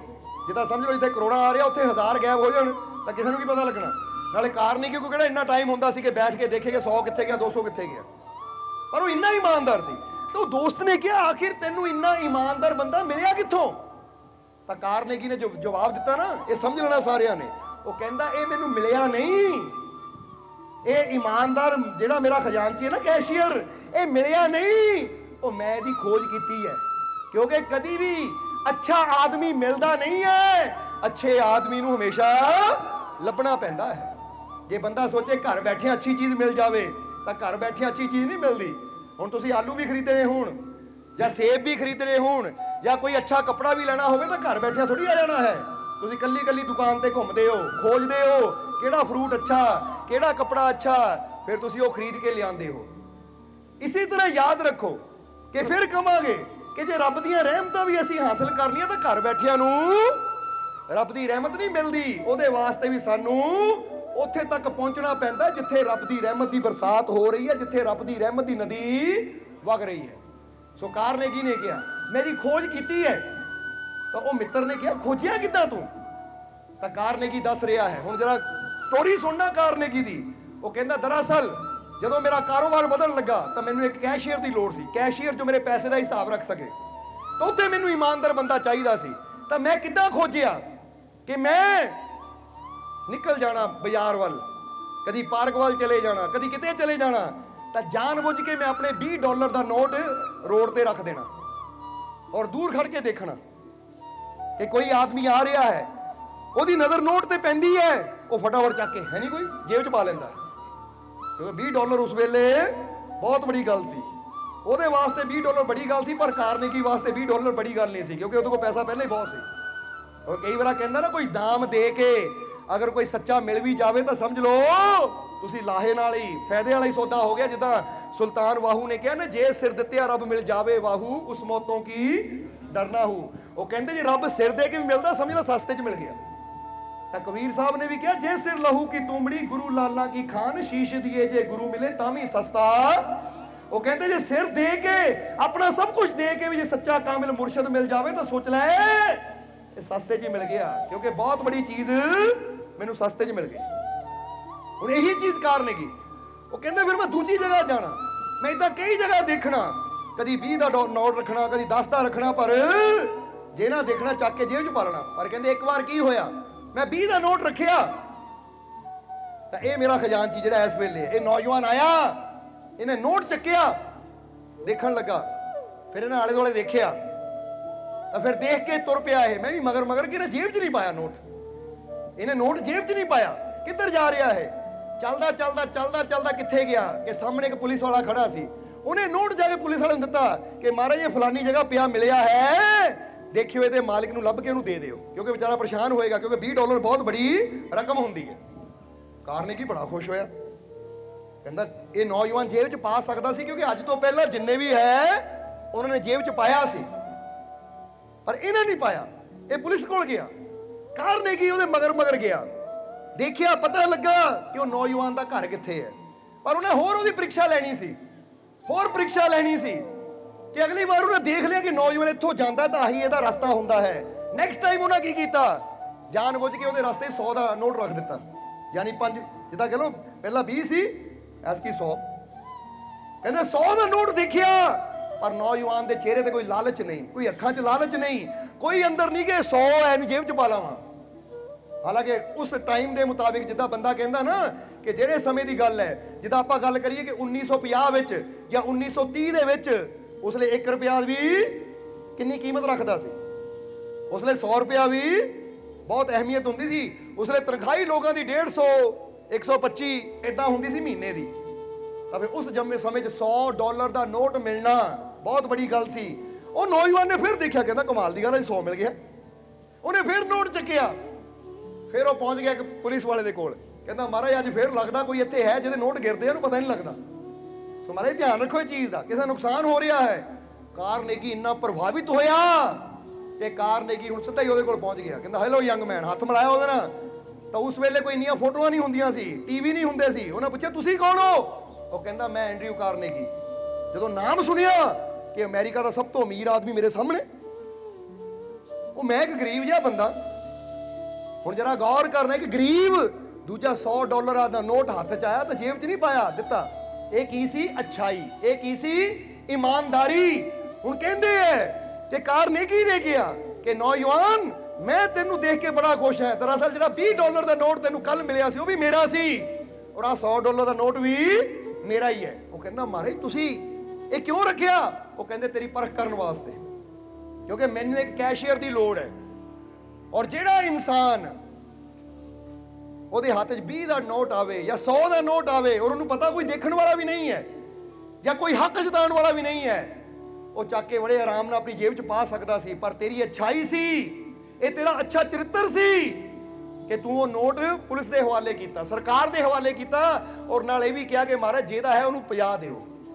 ਜੇ ਮੈਨੂੰ ਪਤਾ ਹੁੰਦਾ ਮੈਂ ਦੇ ਦੇਣਾ ਸੀ। ਕਹਿੰਦੇ ਮੈਂ ਇਹ ਤੋਂ ਬਹੁਤ ਖੁਸ਼ ਹਾਂ। ਇਹਦੇ ਯੰਗ ਮੈਨ ਅੱਜ ਤੋਂ ਤੂੰ ਮੇਰਾ ਕੈਸ਼ੀਅਰ ਹੋਏਗਾ, ਕੀ ਤੈਨੂੰ ਨੌਕਰੀ ਕਬੂਲ ਹੈ? ਉਹ ਤਾਂ ਹੈਰਾਨ ਰਹਿ ਗਿਆ ਕਿ ਐਡੇ ਵੱਡੇ ਆਦਮੀ ਦੇ ਕੈਸ਼ੀਅਰ ਦੀ ਨੌਕਰੀ ਮਿਲਣਾ। ਹੁਣ ਜ਼ਰਾ ਗੌਰ ਕਰੋ ਕਿ ਉਹ ਸਮਾਂ ਜੇ ਉਹ 20 ਰੁਪਏ ਰੱਖ ਲੈਂਦਾ, 100 ਰੱਖ ਲੈਂਦਾ, ਉਹਨੂੰ ਸਿਰਫ 100 ਹੀ ਮਿਲਣਾ ਸੀ ਜਾਂ 20 ਮਿਲਣੇ ਸੀ। ਪਰ ਉਹਦੀ ਅੱਛਾਈ ਨੇ ਉਹਨੂੰ ਉਸ ਉਚਾਈ ਤੇ ਬਿਠਾ ਦਿੱਤਾ ਕਿ ਅਮਰੀਕਾ ਦੇ ਸਭ ਤੋਂ ਅਮੀਰ ਆਦਮੀ ਦਾ ਕੈਸ਼ੀਅਰ ਬਣ ਗਿਆ। ਗੱਡੀਆਂ ਮਿਲ ਗਈਆਂ, ਬੰਗਲੇ ਮਿਲ ਗਏ, ਕੋਠੀਆਂ ਮਿਲ ਗਈਆਂ ਔਰ ਬੜੇ ਬੜੇ ਅਫਸਰਾਂ ਨਾਲ ਉੱਠਣਾ ਬੈਠਣਾ ਉਹਦਾ ਹੋ ਗਿਆ। ਇਹ ਕਿਹਦੀ ਵਜ੍ਹਾ ਨਾਲ? ਅੱਛਾਈ। ਕਿਉਂਕਿ ਉਹਨੇ ਆਪਣੀ ਅੱਛਾਈ ਉੱਤੇ ਲਾਲਚ ਨੂੰ ਹਾਵੀ ਨਹੀਂ ਹੋਣ ਦਿੱਤਾ, ਉਹਨਾਂ ਆਪਣੀ ਅੱਛਾਈ ਉੱਤੇ ਬੁਰਾਈ ਨੂੰ ਹਾਵੀ ਨਹੀਂ ਹੋਣ ਦਿੱਤਾ। ਅੱਜ ਬੰਦਾ ਕਹਿੰਦਾ ਰੱਬਾ ਮੈਨੂੰ ਉੱਚਾ ਮੁਕਾਮ ਦੇ, ਮੈਨੂੰ ਉੱਚੀ ਪਦਵੀ ਤੇ ਬਿਠਾ। ਹੁਣ ਰੱਬ ਤਾਂ ਸਾਨੂੰ ਉੱਚੀ ਪਦਵੀ ਦੇਣ ਨੂੰ ਤਿਆਰ ਹੈ, ਪਰ ਜਦੋਂ ਮਾੜੀ ਜਿਹੀ ਗੱਲ ਆਉਂਦੀ ਹੈ ਹੇਰਾ ਫੇਰੀ ਕਰਨ ਦੀ, ਫਟਾਫਟ 4 ਪੈਸੇ ਬਦਲੇ ਅਸੀਂ ਹੇਰਾ ਫੇਰੀ ਕਰ ਦਿੰਦੇ, ਧੋਖਾ ਕਰ ਦਿੰਦੇ। ਤਾਂ ਸ਼ਾਇਦ ਰੱਬ ਵੀ ਸੋਚਦਾ ਹੋਵੇ ਉਹ ਭਾਈ ਮੈਂ ਤਾਂ ਤੈਨੂੰ ਬਹੁਤ ਕੁਝ ਦੇਣਾ ਚਾਹੁੰਦਾ ਪਰ ਤੂੰ ਲਾਇਕ ਹੀ ਹੈ ਨਹੀਂ ਇਹਦੇ। ਸਮਝਦੇ ਹੋ ਕਿ ਨਹੀਂ? ਇਸ ਲਈ ਪਰਮਾਤਮਾ ਵੀ ਬੈਠਾ ਕਾਰਨੇਗੀ ਦੀ ਤਰ੍ਹਾਂ ਨਾ ਦੇਖ ਰਿਹਾ ਹੈ। ਤੁਹਾਡੇ ਜੀਵਨ 'ਚ ਬਹੁਤ ਇਦਾਂ ਦੇ ਮੌਕੇ ਆਉਂਦੇ ਜਦੋਂ ਤੁਸੀਂ ਬੁਰਾ ਕਰ ਸਕਦੇ ਹੋ ਪਰ ਬੁਰੇ ਤੋਂ ਬਚ ਵੀ ਸਕਦੇ ਹੋ, ਅੱਛਾ ਕਰ ਸਕਦੇ ਹੋ। ਬੁਰਾ ਵੀ ਕਰ ਸਕਦੇ ਹੋ, ਅੱਛਾ ਵੀ ਕਰ ਸਕਦੇ ਹੋ। ਬੁਰਾ ਕਰ ਸਕਦੇ ਹੋ, ਬੁਰੇ ਤੋਂ ਬਚ ਸਕਦੇ ਹੋ।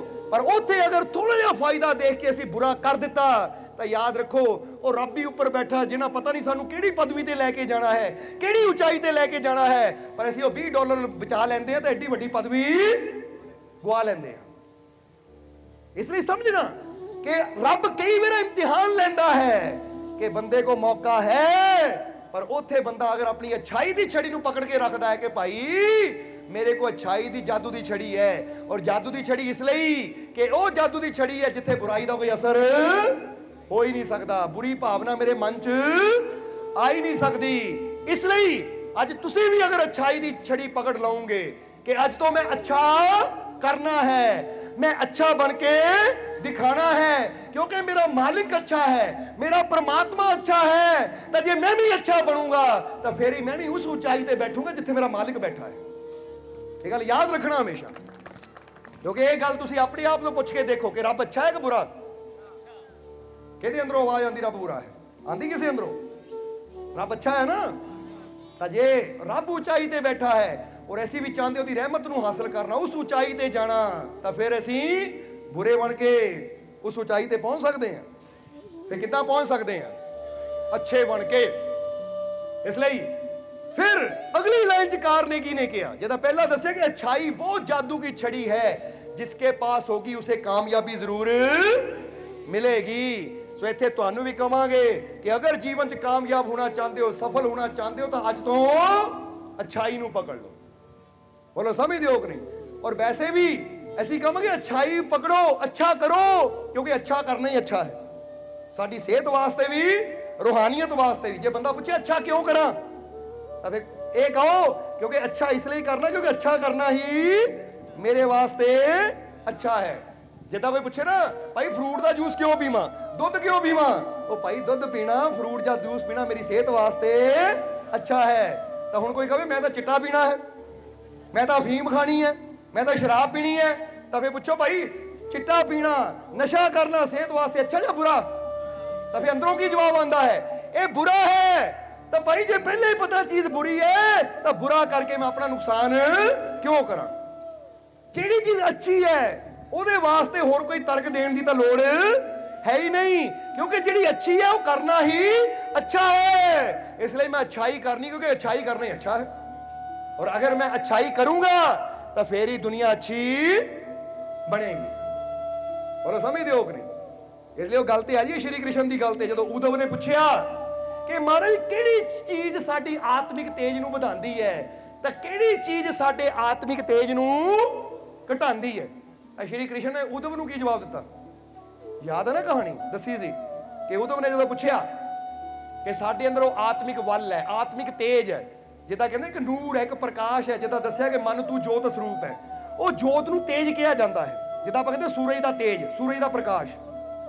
ਹੁਣ ਇੱਦਾਂ ਹੀ ਸਾਡੀ ਆਤਮਾ ਦਾ ਇੱਕ ਤੇਜ ਹੈ, ਸਾਡੀ ਆਤਮਾ ਦਾ ਇੱਕ ਪ੍ਰਕਾਸ਼ ਹੈ। ਉਹ ਕਿਹੜੀ ਚੀਜ਼ ਹੈ ਜੋ ਸਾਡੀ ਆਤਮਾ ਦੇ ਪ੍ਰਕਾਸ਼ ਨੂੰ ਵਧਾਉਂਦੀ ਹੈ, ਔਰ ਕਿਹੜੀ ਚੀਜ਼ ਹੈ ਜੋ ਸਾਡੀ ਆਤਮਾ ਦੇ ਤੇਜ ਨੂੰ ਡਾਊਨ ਕਰਦੀ ਹੈ, ਘਟਾਉਂਦੀ ਹੈ? ਤਾਂ ਸ਼੍ਰੀ ਕ੍ਰਿਸ਼ਨ ਨੂੰ ਜਦੋਂ ਪੁੱਛਿਆ ਉਦਵ ਨੇ, ਤਾਂ ਸ਼੍ਰੀ ਕ੍ਰਿਸ਼ਨ ਨੇ ਜਵਾਬ ਦਿੱਤਾ।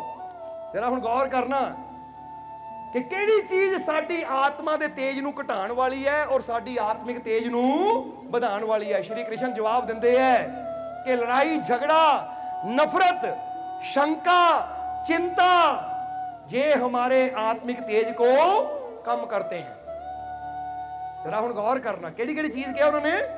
लड़ाई झगड़ा, नफरत, शंका और चिंता, ये चीज़ां साडे आत्मिक तेज नूं घटांदियां है। जिद्दां समझ लो कि बल्लभ है, ਉਹ ਬੱਲਬ ਉੱਤੇ ਤੁਸੀਂ ਕਾਲਾ ਕੱਪੜਾ ਪਾ ਦਿਓ, ਦੂਜਾ ਪਾ ਦਿਓ, ਤੀਜਾ ਪਾ ਦਿਓ, ਜਿੱਦਾਂ ਦਾ ਕੱਪੜਾ ਰੱਖੀ ਜਾਣਾ ਪ੍ਰਕਾਸ਼ ਘਟਦਾ ਜਾਣਾ ਹੈ।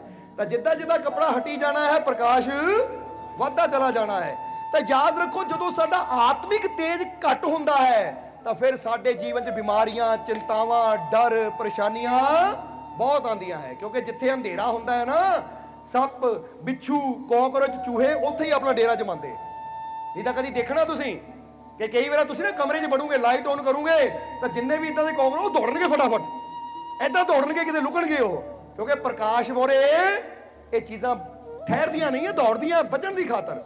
ਇਸੇ ਤਰ੍ਹਾਂ ਜਿਹੜਾ ਇਨਸਾਨ ਜ਼ਿਆਦਾ ਲੜਾਈ ਝਗੜੇ ਕਰਦਾ ਹੈ, ਕਈ ਵਾਰ ਦੇਖਿਆ ਨਾ ਹਰ ਵੇਲੇ ਝਗੜਾ ਹੀ ਕਰਦਾ ਰਹੇਗਾ, ਆਂਢ ਗੁਆਂਢ ਨਾਲ ਝਗੜਾ ਕਰੇਗਾ, ਮੁਹੱਲੇ ਵਾਲੇ ਨਾਲ ਝਗੜਾ ਕਰੇਗਾ, ਜੇ ਬਾਹਰ ਨਹੀਂ ਤਾਂ ਘਰ ਆ ਕੇ ਪਤੀ ਪਤਨੀ ਝਗੜਾ ਕਰਨਗੇ, ਭੈਣਾਂ ਭਰਾਵਾਂ ਨਾਲ ਝਗੜਾ ਕਰੀ ਜਾਏਗਾ, ਕਿਉਂਕਿ ਆਦਤ ਬਣ ਜਾਂਦੀ ਹੈ ਬੰਦੇ ਨੂੰ ਮਾੜੀ ਮਾੜੀ ਗੱਲ ਤੇ ਲੜਾਈ ਝਗੜਾ ਕਰਨ ਦੀ। ਸਮਝਦੇ ਹੋ ਕਿ ਨਹੀਂ? ਇਸ ਲਈ ਚੈੱਕ ਕਰੋ ਤੁਹਾਨੂੰ ਤਾਂ ਨਹੀਂ ਆਦਤ। ਅਗਰ ਇਹ ਝਗੜਾ ਕਰਨ ਦੀ ਆਦਤ ਹੈ, ਮਾੜੀ ਮਾੜੀ ਗੱਲ ਤੇ ਇੱਕ ਦੂਜੇ ਨਾਲ ਬਹਿਸ ਕਰਨ ਦੀ ਆਦਤ ਹੈ, ਮਾੜੀ ਮਾੜੀ ਗੱਲ ਤੇ ਇੱਕ ਦੂਜੇ ਨਾਲ ਐਵੇਂ ਲੜੀ ਜਾਣਾ। ਲੜਨ ਦਾ ਮਤਲਬ ਇਹ ਵੀ ਨਹੀਂ ਹੁੰਦਾ ਕਿ ਡੰਡਾ ਫੜ ਕੇ ਲਾਠੀ ਫੜ ਕੇ ਸਿਰ ਹੀ ਪਾੜਨਾ ਇੱਕ ਦੂਜੇ ਦਾ। ਲੜਨ ਦਾ ਮਤਲਬ ਇਹ ਗੱਲਾਂ ਨਾਲ ਬਹਿਸ ਕਰੀ ਜਾਣੀ, ਤੈਨੂੰ ਇਦਾਂ ਨਹੀਂ ਆਂਦਾ, ਤੈਨੂੰ ਉਦਾਂ ਨਹੀਂ ਆਂਦਾ, ਤੂੰ ਇਦਾਂ ਆ, ਤੂੰ ਉਦਾਂ ਆ, ਤੈਨੂੰ ਚਾਹ ਬਣਾਉਣੀ ਨਹੀਂ ਆਂਦੀ, ਤੈਨੂੰ ਸਬਜ਼ੀ ਬਣਾਉਣੀ ਨਹੀਂ ਆਂਦੀ। ਹੁਣ ਬੰਦਾ ਇਦਾਂ ਦੀਆਂ ਗੱਲਾਂ ਕਰਕੇ ਆਪਣੇ ਆਤਮਿਕ ਤੇਜ ਨੂੰ ਘਟਾ ਰਿਹਾ ਹੈ, ਆਪਣੀ ਆਤਮਿਕ ਸ਼ਕਤੀ ਨੂੰ ਕਮ ਕਰ ਰਿਹਾ ਹੈ। ਇਸ ਲਈ ਸ਼੍ਰੀ ਕ੍ਰਿਸ਼ਨ ਕਹਿੰਦੇ ਲੜਾਈ ਝਗੜਾ, ਨਫ਼ਰਤ, ਔਰ ਜਦੋਂ ਐਵੇਂ ਹੀ ਅਸੀਂ ਬਿਨਾਂ ਮਤਲਬ ਤੋਂ ਕਿਸੇ ਨਾਲ ਨਫ਼ਰਤ ਕਰਦੇ ਆ ਤਾਂ ਨਫ਼ਰਤ ਵੀ ਇੱਕ ਉਹ ਕਾਲਾ ਕੱਪੜਾ ਜਿਹੜਾ ਸਾਡੇ ਆਤਮਿਕ ਤੇਜ ਨੂੰ ਮੱਧਮ ਕਰ ਦਿੰਦਾ ਹੈ, ਘਟਾ ਦਿੰਦਾ ਹੈ। ਔਰ ਫਿਰ ਕਿਹਾ ਸ਼ੰਕਾ, ਬੋਲੋ ਸਮਝਦੇ ਹੋ ਕਿ ਨਹੀਂ? ਸ਼ੰਕਾ ਕਿ ਐਵੇਂ ਬਿਨਾਂ ਮਤਲਬ ਤੋਂ ਸ਼ੰਕਾ ਕਰੀ ਜਾਓ। ਹੁਣ ਤੁਸੀਂ ਇੱਥੇ ਬੈਠੇ ਹੋ, ਫਰਜ਼ ਕਰੋ ਤੁਸੀਂ ਇੱਥੇ ਬੈਠੇ ਹੋ, ਜੇ ਕੋਈ ਪਤਨੀ ਇੱਥੇ ਬੈਠੀ ਹੈ, ਸੋਚਿਆ ਪਤਾ ਨਹੀਂ ਮੇਰਾ ਪਤੀ ਕੀ ਕਰਦਾ ਹੋਣਾ ਹੈ, ਪਤਾ ਨਹੀਂ ਕਿਹਨਾਂ ਫੋਨ ਤੇ ਲੱਗਾ ਹੋਣਾ ਹੈ, ਪਤਾ ਨਹੀਂ ਕਿਹਨੂੰ ਮੈਸੇਜ ਭੇਜਦਾ ਹੋਣਾ ਹੈ। ਉਹ ਐਵੇਂ ਸ਼ੰਕਾ ਕਰ ਕਰਕੇ ਦੁਖੀ ਹੋ ਹੀ ਜਾਣਾ। ਜਾਂ ਪਤੀ ਸੋਚੀ ਜਾਵੇ ਘਰ ਵਾਲੀ ਦਾ ਕੋਈ ਕਹਾਣੀ ਹੈ, ਘਰ ਵਾਲੀ ਹੈ, ਕੋਈ ਏਦਾਂ ਆ, ਕੋਈ ਉੱਦਾਂ ਆ, ਉਹ ਐਵੇਂ ਸ਼ੰਕਾ ਕਰ ਕਰਕੇ ਆਪਣੇ ਰਿਸ਼ਤਿਆਂ ਨੂੰ ਨਰਕ ਬਣਾਈ ਜਾਣਾ। ਉਹ ਐਵੇਂ ਸ਼ੰਕਾ ਕਰਨ ਨਾਲ। ਔਰ ਕਈ ਵਾਰ ਦੇਖਿਆ ਕਈ ਬੰਦੇ ਡਰਦੇ ਕੁਝ ਖਾਂਦੇ ਵੀ ਨਹੀਂ, ਲੈ ਵੀ ਕੁਝ ਪਾਇਆ ਹੀ ਨਾ ਹੋਵੇ। ਔਰ ਜਿਹੜਾ ਜ਼ਿਆਦਾ ਸ਼ੰਕਾ ਕਰਦਾ ਦੁਖੀ ਵੀ ਜ਼ਿਆਦਾ ਰਹਿੰਦਾ ਹੈ, ਕਿਉਂਕਿ ਸਾਡੇ ਕੋਲ ਤਾਂ ਫਰਿਆਦਾਂ ਆਉਂਦੀਆਂ ਰਹਿੰਦੀਆਂ ਹੈ। ਬੋਲੋ ਸਮਝਦੇ ਹੋ ਕਿ ਨਹੀਂ? ਉਹ ਕਈ ਇਦਾਂ ਦੇ ਆ ਨਾ, ਉਹ ਬੇਨਤੀ ਕਰਨਗੇ ਮਾਲਕੋ ਅਸੀਂ ਨਾ ਗੱਡੀ ਲੈ ਕੇ ਨਿਕਲੇ, ਗੁਆਂਢੀ ਐਵੇਂ ਦੇਖਦੇ ਸੀ, ਉਹ ਅਸੀਂ ਕਹਿੰਦੇ ਗੁਆਂਢੀ ਅੱਖਾਂ ਬੰਦ ਕਰ ਲਿਆ ਕਰਨ, ਜਿਆਦਾ ਅਨਾਉਂਸ ਕਰਕੇ ਨਿਕਲਿਆ ਕਰੋ, ਅਸੀਂ ਘਰੋਂ ਬਾਹਰ ਨਿਕਲਣ ਲੱਗੇ ਸਾਰੇ ਗੁਆਂਢੀ ਅੱਖਾਂ ਬੰਦ ਕਰ ਲਓ। ਠੀਕ ਹੈ, ਫਿਰ ਤਾਂ ਸਮਝ ਵੀ ਆਉਂਦੀ ਹੈ। ਉਹ ਫਿਰ ਕੀ ਕਰਨਗੇ, ਉਹ ਮਹਾਰਾਜ ਉਹ ਫਲਾਣੇ ਦਾ ਵਿਆਹ ਸੀ, ਕਾਰਡ ਦੇ ਨਾਲ ਡੱਬਾ ਦੇਗਾ ਲੱਡੂਆਂ ਦਾ, ਅਸੀਂ ਤਾਂ ਜਦੋਂ ਖਾਧਾ ਮੰਮੀ ਦਾ ਸਿਰ ਦੁਖਣ ਲੱਗ ਪਿਆ। ਉਹ ਇਹ ਕਮਾਲ ਦੀ ਗੱਲ ਹੈ ਯਾਰ, ਹੈ ਆ ਕੀ ਕਹਾਣੀਆਂ ਹੈ। ਤਾਂ ਜੇ ਹੁਣ ਡੱਬਾ ਨਾ ਦੇ ਕੇ ਜਾਵੇ ਫਿਰ ਕੀ ਕਹਿਣਾ, ਕੱਲਾ ਕਾਰਡ ਹੀ ਦੇ ਕੇ ਡੱਬਾ ਦਿੱਤਾ ਤੇ ਨਹੀਂ ਸਾਨੂੰ। ਉਹ ਬੰਦਾ ਕਿੱਦਾਂ ਦਾ ਆਪਣੇ ਜੀਵਨ ਨੂੰ ਆਪ ਹੀ ਸ਼ੰਕਾ ਕਰ ਕਰਕੇ ਨਰਕ ਇਹ ਤੇਜ ਘਟਾਉਂਦਾ ਹੈ ਸਾਡਾ। ਇਸ ਕਰਕੇ ਜੇ ਤੁਸੀਂ ਚਾਹੁੰਦੇ ਹੋ ਤੁਹਾਡੀ ਆਤਮਿਕ ਸ਼ਕਤੀ ਵਧੇ, ਔਰ ਆਤਮਿਕ ਬਲ ਵਧਣ ਨਾਲ ਕੀ ਹੁੰਦਾ ਇਹ ਵੀ ਦੱਸ ਦਈਏ। ਆਤਮਿਕ ਬਲ ਜਦੋਂ ਵੱਧਦਾ ਹੈ ਨਾ ਤਾਂ ਸਾਡੇ ਜੀਵਨ 'ਚ ਆਨੰਦ ਵੱਧਦਾ ਹੈ, ਸਾਡੇ ਜੀਵਨ 'ਚ ਖੁਸ਼ੀ ਵੱਧਦੀ ਹੈ। ਤਾਂ ਜਿੰਨੀ ਆਤਮਾ ਦਾ ਤੇਜ ਵੱਧਦਾ ਹੈ ਉਨਾ ਅਸੀਂ ਜੋ ਫਰਿਆਦ ਕਰਦੇ ਹਾਂ, ਜੋ ਮੰਗਦੇ ਹੋ ਮਿਲਦਾ ਵੀ ਜਲਦੀ ਹੈ। ਕਿਉਂਕਿ ਸਾਡੀ ਆਤਮਾ ਦਾ ਤੇਜ ਜਿੰਨਾ ਵੱਧਦਾ ਉਨਾ ਅਸੀਂ ਪ੍ਰਮਾਤਮਾ ਦੇ ਸੰਪਰਕ 'ਚ ਜਲਦੀ ਆ ਜਾਂਦੇ। ਸਮਝਦੇ ਹੋ ਕਿ ਨਹੀਂ? ਇਸ ਲਈ ਪ੍ਰਮਾਤਮਾ ਦੇ ਸੰਪਰਕ 'ਚ ਆਉਣ ਵਾਸਤੇ ਜਾਂ ਸਾਡੀ ਹਰ ਦੁਆ ਕਬੂਲ ਹੋਵੇ, ਸਾਡੇ ਜੀਵਨ 'ਚ ਸਦਾ ਖੁਸ਼ੀਆਂ ਰਹਿਣ, ਉਹਦੇ ਵਾਸਤੇ ਸਾਡੀ ਆਤਮਾ ਦਾ ਤੇਜ ਵਧਣਾ ਬਹੁਤ ਜ਼ਰੂਰੀ ਹੈ। ਹੁਣ ਘਟਦਾ ਕਿਹਨਾਂ ਚੀਜ਼ਾਂ ਨਾਲ ਹੈ? ਔਰ ਵਾਧਾ ਕਿਹਨਾਂ ਚੀਜ਼ਾਂ ਨਾਲ, ਇਹਦੇ ਬਾਰੇ ਸ਼੍ਰੀ ਕ੍ਰਿਸ਼ਨ ਇਸ਼ਾਰਾ ਕਰ ਰਹੇ ਆ। ਉਹ ਦੱਸਿਆ ਕਿ ਲੜਾਈ ਝਗੜਾ, ਜਰਾ ਗੌਰ ਕਰਨਾ, ਯਾਦ ਵੀ ਕਰਿਓ। ਇਸ ਲਈ ਤਾਂ ਹੀ ਜਦੋਂ ਘਰ ਜਾ ਕੇ ਤੁਸੀਂ ਬਿਨਾਂ ਮਤਲਬ ਲੜੋਗੇ ਨਾ, ਚੁੱਪ ਹੋ ਜਾਈਗਾ, ਕੋਈ ਇੰਨੀ ਜ਼ਰੂਰੀ ਗੱਲ ਵੀ ਹੈ ਨਹੀਂ, ਆਪਣਾ ਤੇਜ਼ ਕਿਉਂ ਘਟਾਵਾਂ ਮੈਂ, ਆਪਣੀ ਬੈਟਰੀ ਦੇ ਸੈੱਲਾਂ ਨੂੰ ਡਾਊਨ ਕਰਾਂ, ਹੈ ਕੋਈ ਇੰਨੀ ਜ਼ਰੂਰੀ ਗੱਲ। ਕਈ ਵਾਰ ਦੇਖੋ ਇੰਨੀ ਜ਼ਰੂਰੀ ਗੱਲ ਹੁੰਦੀ ਹੈ, ਹੁਣ ਫਰਜ਼ ਕਰੋ ਦਾਲ 'ਚ ਨਮਕ ਘੱਟ ਵੱਧ ਪੈ ਗਿਆ, ਇੰਨੀ ਵੱਡੀ ਗੱਲ ਹੈ, ਜੇ ਘੱਟ ਹੈ ਤਾਂ ਪਾ ਲਓ ਭਾਈ, ਇੱਕ ਚੁਟਕੀ ਪਾ ਲਓ ਤੁਸੀਂ, ਉਹ ਵਿਚਾਰੀ 2.5 ਘੰਟੇ ਤੋਂ ਬਣਾ ਰਹੀ ਹੈ, ਤੁਸੀਂ ਇੱਕ ਚੁਟਕੀ ਨਹੀਂ ਪਾ ਸਕਦੇ ਵਿੱਚ, ਐਵੇਂ ਕਿ ਲੜਨਾ ਕੀ ਹੈ, ਟੈਨਸ਼ਨ ਕੀ ਲੈਣੀ ਹੈ, ਜੇ ਵੱਧ ਹੋ ਗਿਆ ਹੈ ਤਾਂ ਕੋਈ ਗੱਲ ਨਹੀਂ, ਬੋਲੋ ਸਮਝਦੇ ਹੋ ਕਿ ਨਹੀਂ। ਅੱਜ ਦਾਲ ਨਾਲ ਨਹੀਂ ਅਚਾਰ ਨਾਲ ਹੀ ਖਾ ਲਓ, ਕਿਉਂਕਿ ਕਈ ਵਾਰ ਅਚਾਰ ਦਾ ਵੀ ਆਪਣਾ ਸਵਾਦ ਹੁੰਦਾ ਹੈ, ਉਹ ਲੜਨ ਨਾਲੋਂ ਚੰਗਾ ਹੈ ਨਾ, ਘੱਟ ਵੱਧ ਹੋ ਗਿਆ ਤੇ ਅਸੀਂ ਉਹਨੂੰ ਵੀ ਮੂਵਮੈਂਟ ਨੂੰ ਇਦਾਂ ਦਾ ਬਣਾ ਲਈਏ ਕਿ ਉਹਦਾ ਵੀ ਸਵਾਦ ਲੈਣਾ ਸ਼ੁਰੂ ਕਰ ਦਈਏ। ਕਿਉਂਕਿ ਇੱਕ ਗੱਲ ਯਾਦ ਰੱਖੋ ਕਿ ਖਾਣਾ ਉਨਾ ਜ਼ਰੂਰੀ ਨਹੀਂ ਹੈ ਜਿੰਨਾ ਰਿਸ਼ਤਿਆਂ 'ਚ ਪਿਆਰ ਦਾ ਹੋਣਾ ਜ਼ਰੂਰੀ ਹੈ। ਪਰ ਇਨਸਾਨ ਕਰਦਾ ਕਿ ਇੱਕ ਸਵਾਦ ਦੇ ਪਿੱਛੇ, ਇੱਕ ਚੀਜ਼ਾਂ ਪਿੱਛੇ ਆਪਣੇ ਪਿਆਰ ਨੂੰ ਬੰਦਾ ਸਦਾ ਵਾਸਤੇ ਖਤਮ ਕਰ ਦਿੰਦਾ ਹੈ, ਇੱਕ ਦੂਜੇ ਦਿਲਾਂ 'ਚ ਨਫ਼ਰਤ ਪੈਦਾ ਕਰ ਦਿੰਦਾ ਹੈ। ਅਗਰ ਥੋੜੀ ਦੇਰ ਵਾਸਤੇ, ਜਿੱਦਾਂ ਹੀ ਕਈ ਵਾਰ ਦੱਸੀਦਾ ਨਾ ਕਿ ਜਿਨ੍ਹਾਂ ਗੱਲਾਂ ਦੇ ਪਿੱਛੇ ਲੱਗ ਕੇ, ਕਈ ਵਾਰ ਦੇਖਿਆ ਛੋਟੀਆਂ ਗੱਲਾਂ ਦੇ ਪਿੱਛੇ ਲੱਗ ਕੇ ਜਾਂ ਛੋਟੀਆਂ ਗੱਲਾਂ ਦੇ ਕਰਕੇ ਇਨਸਾਨ ਇਦਾਂ ਦੇ ਝਗੜੇ ਕਰਦਾ ਕਿ ਮਿੱਟੀ ਦੇ ਥੱਲੇ ਚਲਾ ਜਾਂਦਾ ਹੈ। ਉਹ ਕਾਸ਼ ਉਹਨੂੰ ਇੰਨੀ ਸਮਝ ਹੁੰਦੀ ਹੈ ਨਾ, ਗੱਲਾਂ ਤੇ ਮਿੱਟੀ ਪਾਉਂਦਾ ਤਾਂ ਅੱਗੇ ਜੀਵਨ 'ਚ ਵੱਧ ਜਾਂਦਾ। इसलिए झगड़े करके, निक्की गल्लां ते झगड़े करके मिट्टी थल्ले जाण नालों चंगा है ना उन्हां गल्लां ते मिट्टी पाओ ताकि खुशी नाल अगे वधीए। तुसीं वो झगड़ा लैके, वो टेंशन लैके मिट्टी दे थल्ले भी जा सकते हो, क्योंकि हर वेले चिंता करनी, इदां क्यों होया, इदां काहते होया, चिंता कर करके बीमारी लगनी मिट्टी थल्ले, यानी मर जाना जल्दी चिंता करके। इन्हां चों चिंता करके मिट्टी थल्ले जाण नालों चंगा है गल ते ही मिट्टी पाईए तां खुशी नाल अगे वधीए। और जो लड़ाई झगड़ा करना हो तो सोचा करो ये गल इन्नी जरूरी है जिहदे वास्ते मैं अपना आत्मिक तेज गवावां, एड्डी वड्डी कीमत देवां इहदे पिछे, तो उसले आपे ही मन आएगा नहीं वड्डी गल नहीं, कहना छड्डो फिर, फॉरगेट इट, छड्डो इहनूं, ताकि मेरा आत्मा दा तेज होर भी बढ़े। सो लड़ाई झगड़ा, नफरत, शंका और चिंता करन नाल श्री कृष्ण कहंदे आत्मिक तेज कम होता है। हुण थोड़ी गौर करना, हुण जिहड़ा समझदार होएगा कदी चिंता नहीं करेगा, कदी एवं शंका नहीं करेगा, वो अपने आत्मिक तेज नूं घटाएगा नहीं। तो फिर किहड़ियां चीज़ां साडे आत्मिक तेज नूं वधांदियां है उहदे बारे श्री कृष्ण दसदे हैं। जरा हुण गौर करना किहड़ी चीज़ साडे आत्मिक तेज नूं वधांदी है। वो कहंदे प्रेम, विश्वास, खुशी, सत्संग और ध्यान, ये हमारे आत्मिक तेज को बढ़ाता है। किहड़ियां चीज़ां? पहला क्या? प्रेम, कि जदों असीं प्रेम करते हैं ना ਤਾਂ ਹੀ ਤਾਂ ਸ਼ੁਰੂਆਤ ਉਹਨਾਂ ਨੇ ਪ੍ਰੇਮ ਨੂੰ ਕਿਹਾ, ਕਿਉਂਕਿ ਕ੍ਰਿਸ਼ਨ ਆਪ ਵੀ ਪ੍ਰੇਮ ਦੀ ਮੂਰਤ ਸੀ, ਸਭ ਨਾਲ ਪ੍ਰੇਮ ਕਰਦੇ ਸੀ, ਜਿਹੜਾ ਵੀ ਉਹਨਾਂ ਦੀ ਸ਼ਰਨ ਚ ਆਇਆ ਉਹ ਪ੍ਰੇਮ ਕਰਦੇ ਸੀ। ਤਾਂ ਹੀ ਤਾਂ ਗੁਰੂਆਂ ਨੇ ਵੀ ਕਿਹਾ ਜਿਨ ਪ੍ਰੇਮ ਕੀਓ। ਇਹ ਪ੍ਰੇਮ ਸਾਡੇ ਆਤਮਿਕ ਤੇਜ ਨੂੰ ਵਧਾਉਂਦਾ ਹੈ। ਔਰ ਕੱਲਾ ਪ੍ਰੇਮ ਨਹੀਂ, ਉਹਦੇ ਨਾਲ ਵੀ ਚੀਜ਼ਾਂ ਜੋੜੀਆਂ ਹੈ, ਪ੍ਰੇਮ, ਵਿਸ਼ਵਾਸ। ਇਹ ਪ੍ਰੇਮ ਦੇ ਨਾਲ ਨਾਲ ਵਿਸ਼ਵਾਸ ਦਾ ਹੋਣਾ ਵੀ ਜ਼ਰੂਰੀ ਹੈ। और वो विश्वास चाहे दुनियावी रिश्ते होण उन्हां ते भी, और चाहे अपने मालिक ते होवे उत्ते भी विश्वास दा होना जरूरी है। वो कहंदे प्रेम, विश्वास, खुशी, हर वेले मुस्कुराना। ताही तो असीं दसीदा कि श्री कृष्ण हर हालत विच सदा मुस्कुरांदे सी कि नहीं। उन्हां दे जीवन च जिद्दां दी मर्जी सिचुएशन आई, जिद्दां दे मर्जी हालात आए, उन्हां दे चेहरे ते एक स्माइल बनी रहिंदी सी, क्योंकि मुस्कुरा के मुसीबतों का सामना करते सी। तो जो मुस्कुरा के मुसीबतों का सामना करिए तो मुसीबत भी वड्डी नहीं लगती, वो भी छोटी हो जाती है। समझते हो कि नहीं।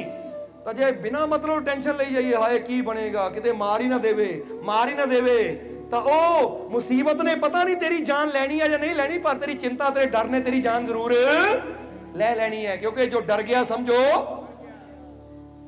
जे हुण डर नाल ही मरना तो फिर मरीए क्यों, फिर क्यों ना डर नूं मारिए, क्योंकि डर के आगे जे जितना तो डर नूं पार करके जित सकते हैं असीं। इसलिए प्रेम, विश्वास, खुशी। हुण आत्मिक तेज बढ़ाना तुसीं ते खुश होकर दिखा दिओ। आ देखो आत्मिक तेज बढ़ाने वाला मौका मिले ना, इन्ना हसना तुसीं।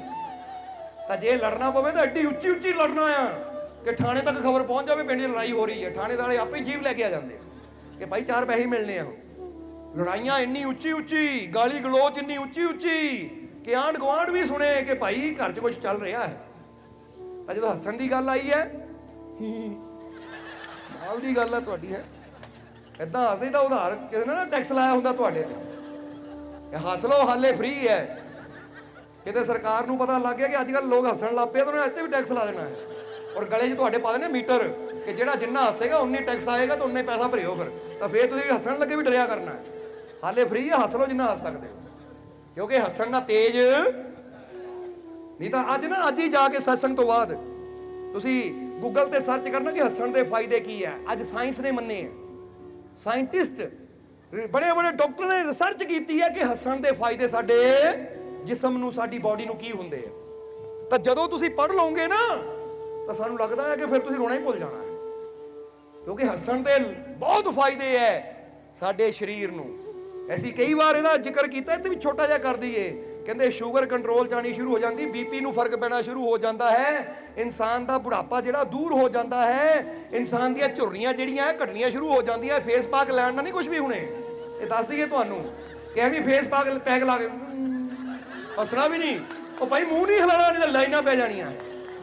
ਕਮਾਲ ਦੀ ਗੱਲ ਹੈ, ਉੱਥੇ 15-15 ਮਿੰਟ ਮੂੰਹ ਟੇਢਾ ਜਿਹਾ ਬਣਾ ਕੇ ਬੈਠੇ ਰਹਿਣਾ। ਪਰ ਹੁਣਾ ਕੀ ਹੈ, ਝੁਰੜੀਆਂ ਫਿਰ ਵੀ ਪੈਣੀਆਂ ਹੀ ਹੈ, ਕਿਉਂਕਿ ਉਹ ਤਾਂ ਪਾਰਲਰ ਵਾਲੇ ਕਹਿਣਗੇ ਤਾਂ ਹੀ ਤਾਂ ਉਹਨੇ ਦੁਕਾਨ ਚੱਲੇਗੀ। ਜੇ ਡਾਕਟਰ ਦੱਸਣਾ ਸ਼ੁਰੂ ਕਰ ਦੇਣ ਨਾ ਕਿ ਹੱਸਣ ਨਾਲ ਬੰਦੇ ਦੀ ਇੰਨੀਆਂ ਬਿਮਾਰੀਆਂ ਦਾ ਹੱਲ ਹੋ ਜਾਂਦਾ ਹੈ, ਤਾਂ ਫਿਰ ਡਾਕਟਰਾਂ ਦੇ ਹਸਪੀਟਲ ਤੇ ਤਾਲਾ ਲੱਗ ਜਾਵੇ। ਇਹ ਦੱਸਦੇ ਉਹ ਵੀ ਨਹੀਂ ਗਏ। ਪਰ ਬੰਦਾ ਵੀ ਕੀ ਹੈ ਨਾ, ਸਸਤੀ ਚੀਜ਼ ਜੋ ਕੁਦਰਤ ਦੇ ਰਿਹਾ ਉੱਤੇ ਯਕੀਨ ਨਹੀਂ ਹੈ। ਜਿੱਦਾਂ ਹੁਣ ਆਪਾਂ ਤੁਹਾਨੂੰ ਕਹੀਏ ਲੰਬਾ ਸਾਹ ਲਓ, ਉਹ ਨਹੀਂ ਲੈਣਾ ਤੁਸੀਂ, ਪਰ ਕਿਤੇ ਆਕਸੀਜਨ ਦੀ ਲੋੜ ਹੋਵੇ ਨਾ ਉੱਥੇ ਲੰਬਾ ਸਾਹ ਲੈਣਾ, ਕਿਉਂਕਿ ਪਤਾ ਆਕਸੀਜਨ ਦਾ ਜਿਹੜਾ ਸਿਲੰਡਰ 4000 ਦਾ ਮਿਲਦਾ ਹੈ, ਉਹ 4000 ਦੀ ਆਕਸੀਜਨ ਲੰਬੇ ਸਾਹ ਲੈਣੇ ਹੈ। ਤਰਾ ਬੇਟੀ ਵੱਡੀ ਆਕਸੀਜਨ ਦਾ ਮੁਫਤ ਵਿੱਚ, ਉਹ ਏਦਾਂ ਕਰਨਾ ਕਿ ਲੰਬਾ ਸਾਹ ਹੀ ਨਹੀਂ ਲੈਣਾ। ਬੰਦਾ ਬਿਮਾਰੀ ਤਾਂ ਆਪਣੇ ਆਪ ਨੂੰ ਲਾ ਰਿਹਾ ਹੈ। ਇਸ ਲਈ ਇੰਨਾ ਯੋਗੀ ਰਿਸ਼ੀ ਮੁਨੀ ਦੱਸਦੇ ਆ ਕਿ ਪ੍ਰਾਣਾਯਾਮ ਕਰੋ, ਲੰਬਾ ਸਵਾਸ ਲਓ, ਨੱਕ ਦੇ ਰਾਹੀਂ ਸਵਾਸ ਪੂਰਾ ਪੇਟ 'ਚ ਭਰੋ, 1-2 ਸੈਕਿੰਡ ਰੋਕੋ, ਛੱਡੋ। ਇਹ ਪ੍ਰਾਣ ਸ਼ਕਤੀ ਹੈ, ਇਹ ਸਿਰਫ ਹਵਾ ਨਹੀਂ ਹੈ, ਆਕਸੀਜਨ ਨਹੀਂ ਹੈ। ਸਾਇੰਸ ਤੈਨੂੰ ਆਕਸੀਜਨ ਕਹਿੰਦੀ ਹੈ, ਪਰ ਇਹਨੂੰ ਰਿਸ਼ੀਆਂ ਮੁਨੀ ਨੇ ਪ੍ਰਾਣ ਸ਼ਕਤੀ ਕਿਹਾ ਹੈ। ਉਹ ਕਹਿੰਦੇ ਇਹ ਜਿਹੜੀ ਹਵਾ ਤੇਰੇ ਅੰਦਰ ਜਾਂਦੀ ਹੈ, ਸਿਰਫ 에ਅਰ ਨਹੀਂ ਜਾ ਰਹੀ, ਹਵਾ ਹੀ ਨਹੀਂ ਜਾ ਰਹੀ, ਇਹਦੇ ਨਾਲ ਇੱਕ ਸ਼ਕਤੀ ਤੇਰੇ ਅੰਦਰ ਜਾਂਦੀ ਹੈ। ਔਰ ਜਿੰਨੀ ਜ਼ਿਆਦਾ ਪ੍ਰਾਣ ਸ਼ਕਤੀ ਤੂੰ ਲਏਗਾ, ਉਨੀਆਂ ਤੇਰੀਆਂ ਬਿਮਾਰੀਆਂ, ਤਕਲੀਫਾਂ, ਦੁੱਖ ਦੂਰ ਹੋਣਗੇ। ਹੁਣ ਸ਼੍ਰੀ ਕ੍ਰਿਸ਼ਨ ਵਰਗੇ ਜਿਹਨਾਂ ਨੂੰ ਭਗਵਾਨ ਦਾ ਰੂਪ ਮੰਨਿਆ ਜਾਂਦਾ ਹੈ, ਜੇ ਉਹ ਕਹਿ ਰਿਹਾ ਪ੍ਰੇਮ ਕਰਨ ਨਾਲ, ਵਿਸ਼ਵਾਸ ਕਰਨ ਨਾਲ, ਖੁਸ਼ ਰਹਿਣ ਨਾਲ, ਔਰ ਅੱਗੇ ਕੀ ਕਿਹਾ, ਸਤਸੰਗ ਔਰ ਧਿਆਨ ਕਰਨ ਨਾਲ ਆਤਮਿਕ ਤੇਜ ਵੱਧਦਾ ਹੈ। ਸਤਸੰਗ ਦਾ ਮਤਲਬ ਵੀ ਹੈ ਕਿ ਜਿੱਥੇ ਸਾਨੂੰ ਪੋਜ਼ਿਟਿਵ ਥਾਟ ਮਿਲਣ, ਜਿੱਥੇ ਸਾਨੂੰ ਅੱਛੀ ਸੋਚ ਮਿਲੇ। ਕਈ ਤਾਂ ਸਤਸੰਗ ਇਹ ਵੀ ਹੁੰਦੇ ਆ, ਉਹ ਨਰਕਾਂ 'ਚ ਤੁਹਾਨੂੰ ਕੜਾਹੇ ਅੰਦਰ ਤਲਿਆ ਜਾਣਾ ਹੈ, ਨਰਕਾਂ 'ਚ ਜਾ ਕੇ ਨਾ ਤੁਹਾਡੀ ਚਮੜੀ ਲਾਈ ਜਾਓ। ਡਰਾ ਇੰਨਾ ਦਿੰਦੇ ਐ ਕਿ ਬੰਦਾ ਰਾਤ ਨੂੰ ਸੌਣ ਲੱਗੇ ਡਰਦਾ, ਨਰਕਾਂ ਦੇ ਸੁਪਨੇ ਆਉਂਦੇ ਆ। ਉਹ ਡਰ ਕੇ ਜ਼ਿੰਦਗੀ ਜੀਣ ਵਾਸਤੇ ਨਹੀਂ, ਪਰਮਾਤਮਾ ਨੇ ਕੋਈ ਕੜਾਈਆਂ ਨਹੀਂ ਤਿਆਰ ਕੀਤੀਆਂ ਗਈਆਂ। ਰੱਬ ਨੇ ਇਸ ਲਈ ਜ਼ਿੰਦਗੀ ਦਿੱਤੀ ਹੈ ਕਿ ਅਸੀਂ ਜੀਵਨ ਦਾ ਪੂਰਾ ਆਨੰਦ ਲੈ ਸਕੀਏ, ਕਿਉਂਕਿ ਆਨੰਦ ਰੂਪ ਪਰਮਾਤਮਾ ਤੋਂ ਉਹਨੇ ਸਾਨੂੰ ਵੀ ਆਨੰਦ ਵਾਸਤੇ ਪੈਦਾ ਕੀਤਾ ਹੈ। ਸਮਝਦੇ ਹੋ ਕਿ ਨਹੀਂ? ਇਸ ਲਈ ਫਿਰ ਕਹਾਂਗੇ, ਸ਼੍ਰੀ ਕ੍ਰਿਸ਼ਨ ਦੀ ਗੱਲ ਦੇ ਨਾਲ ਇਹ ਵੀ ਗੱਲ ਯਾਦ ਆ ਗਈ कि जिसके पास ये 3 गुण हैं उसे कामयाबी जरूर मिलती है। ये विवेकानंद जी का वचन है। विवेकानंद जी कहते जिसके पास ये 3 गुण हैं उसे सफल होने से कोई रोक नहीं सकता, उसे कामयाबी जरूर मिलती है। वो 3 गुण केड़े है? स्वामी विवेकानंद जी ने दसिया वो 3 गुण है। पहला, अच्छा चरित्र। चरित्र पता ना किहनूं कहंदे? साडा करैक्टर। ਉਹ ਕਹਿੰਦੇ ਅੱਛਾ ਚਰਿੱਤਰ ਹੋਣਾ ਚਾਹੀਦਾ ਬੰਦੇ ਦਾ, ਕਿਉਂਕਿ ਕਈ ਵਾਰ ਬੰਦੇ ਦਾ ਚਰਿੱਤਰ ਹੀ ਅੱਛਾ ਨਹੀਂ ਹੁੰਦਾ। ਤਾਂ ਜਿਹਦਾ ਚਰਿੱਤਰ ਅੱਛਾ ਨਹੀਂ, ਕਿਰਦਾਰ ਅੱਛਾ ਨਹੀਂ, ਕਰੈਕਟਰ ਅੱਛਾ ਨਹੀਂ, ਜਿਹਨੂੰ ਗਾਲੀ ਦੇਣ ਦੀ ਆਦਤ ਹੈ, ਗੱਲ ਨਾਲ ਝੂਠ ਬੋਲਣ ਦੀ ਆਦਤ ਹੈ, ਜਾਂ ਬੁਰਾ ਕਰਨ ਦੀ ਆਦਤ ਹੈ, ਝਗੜਾ ਕਰਨ ਦੀ ਆਦਤ ਹੈ, ਨਿੰਦਿਆ ਕਰਨ ਦੀ ਆਦਤ ਹੈ, ਜਾਂ ਹੇਰਾ ਫੇਰੀ ਕਰਨ ਦੀ ਆਦਤ ਹੈ, ਠੱਗੀ ਕਰਨ ਦੀ ਆਦਤ ਹੈ, ਇਹ ਕਹਿੰਦੇ ਬੰਦੇ ਦਾ ਕਰੈਕਟਰ ਚੰਗਾ ਨਹੀਂ ਹੈ। ਔਰ ਜਿਹਦਾ ਕਰੈਕਟਰ ਚੰਗਾ ਨਾ ਹੋਵੇ ਉਹ ਤੇ ਬੰਦਾ ਵਿਸ਼ਵਾਸ ਨਹੀਂ ਕਰਦਾ, ਤਾਂ ਰੱਬ ਦੀਆਂ ਰਹਿਮਤਾਂ ਨੂੰ ਕੀ ਮਿਲਣੀ ਹੈ?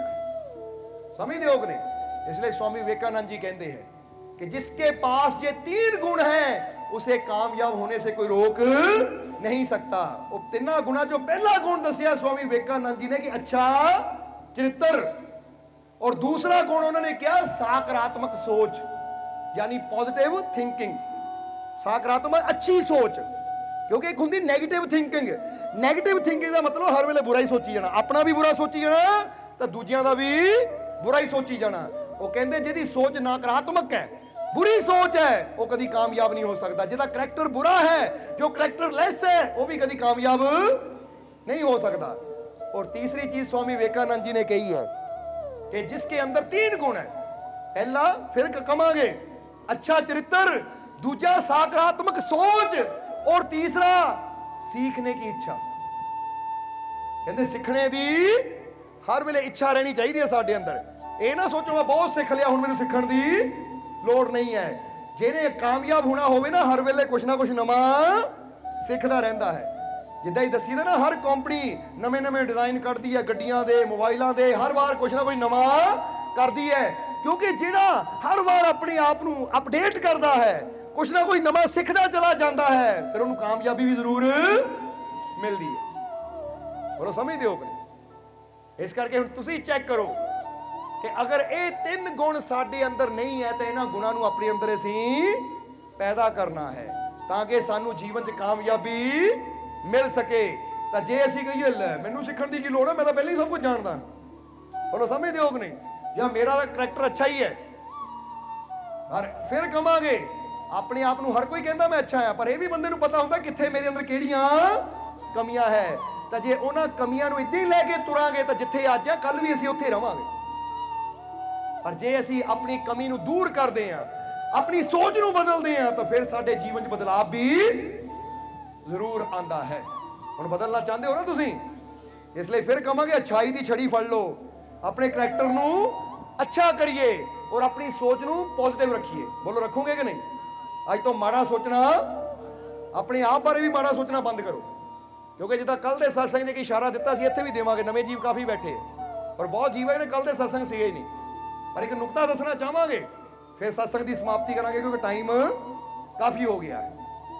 ਕਿ ਕੱਲ ਜਿੱਦਾਂ ਦੱਸਿਆ ਅੰਬ ਦਰਬਾਰ ਤੇ ਸਤਸੰਗ ਸੀ, ਔਰ ਇਹ ਵੀ ਦੱਸਣਾ ਚਾਹਾਂਗੇ ਕਿ 13 ਨਵੰਬਰ ਦਿਨ ਐਤਵਾਰ ਦਾ ਅੰਬ ਦਰਬਾਰ ਤੇ ਸਾਲਾਨਾ ਮੇਲਾ ਵੀ ਆ ਰਿਹਾ, ਨਿਸ਼ਾਨ ਸਾਹਿਬ ਦੀ ਚੜ੍ਹਾਈ ਵੀ ਆ ਰਹੀ ਹੈ। ਤਾਂ ਸਾਨੂੰ ਸਾਰਿਆਂ ਨੂੰ ਇਹੀ ਪ੍ਰੇਮ ਨਾਲ ਸੱਦਾ ਦਿੰਦੇ ਆ, ਨਿਯੋਤਾ ਦਿੰਦੇ ਆ ਕਿ ਸਾਰਿਆਂ ਨੇ 13 ਤਰੀਕ ਦਿਨ ਐਤਵਾਰ ਛੁੱਟੀ ਵਾਲਾ ਦਿਨ ਹੈ।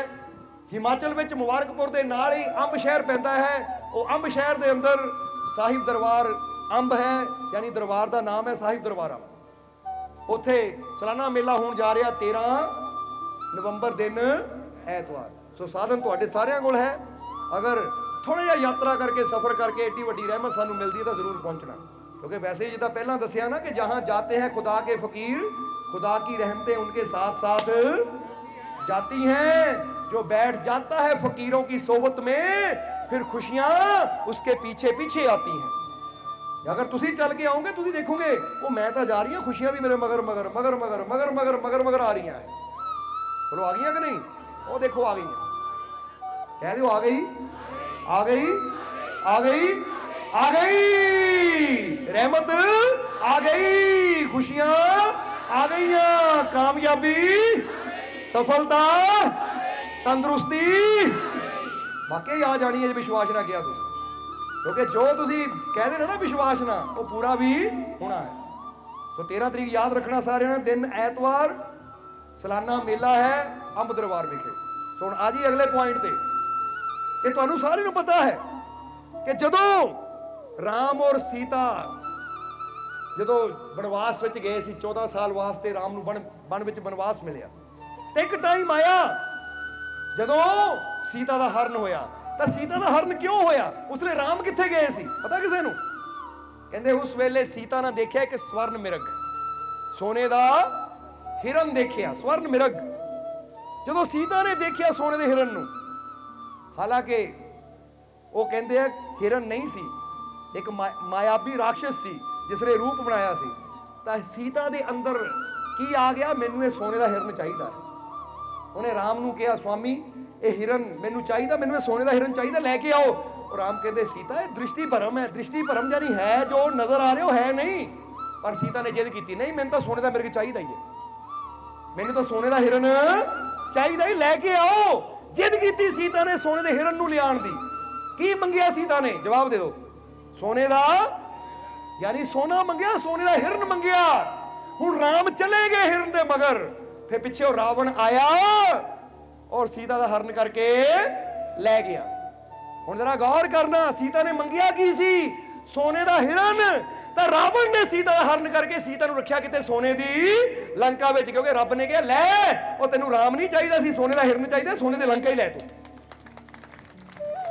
ਸੋਨਾ ਮੰਗਿਆ ਸੀ ਨਾ, ਕਿਉਂਕਿ ਜੋ ਇਨਸਾਨ ਮੰਗਦਾ ਹੈ ਕੁਦਰਤ ਦਿੰਦੀ ਵੀ। ਹੁਣ ਤੁਸੀਂ ਸੋਚ ਲੈਣਾ ਤੁਸੀਂ ਕੀ ਮੰਗਦੇ ਜਦੋਂ ਤੁਸੀਂ ਕਹਿੰਦੇ ਹੋ ਨਾ ਹਾਏ ਕਿਤੇ ਮੈਂ ਬਿਮਾਰ ਨਾ ਹੋ ਜਾਵਾਂ, ਹਾਏ ਕਿਤੇ ਕੋਈ ਦੁੱਖ ਨਾ ਆ ਜਾਵੇ, ਕੀ ਮੰਗ ਰਹੇ ਹੋ?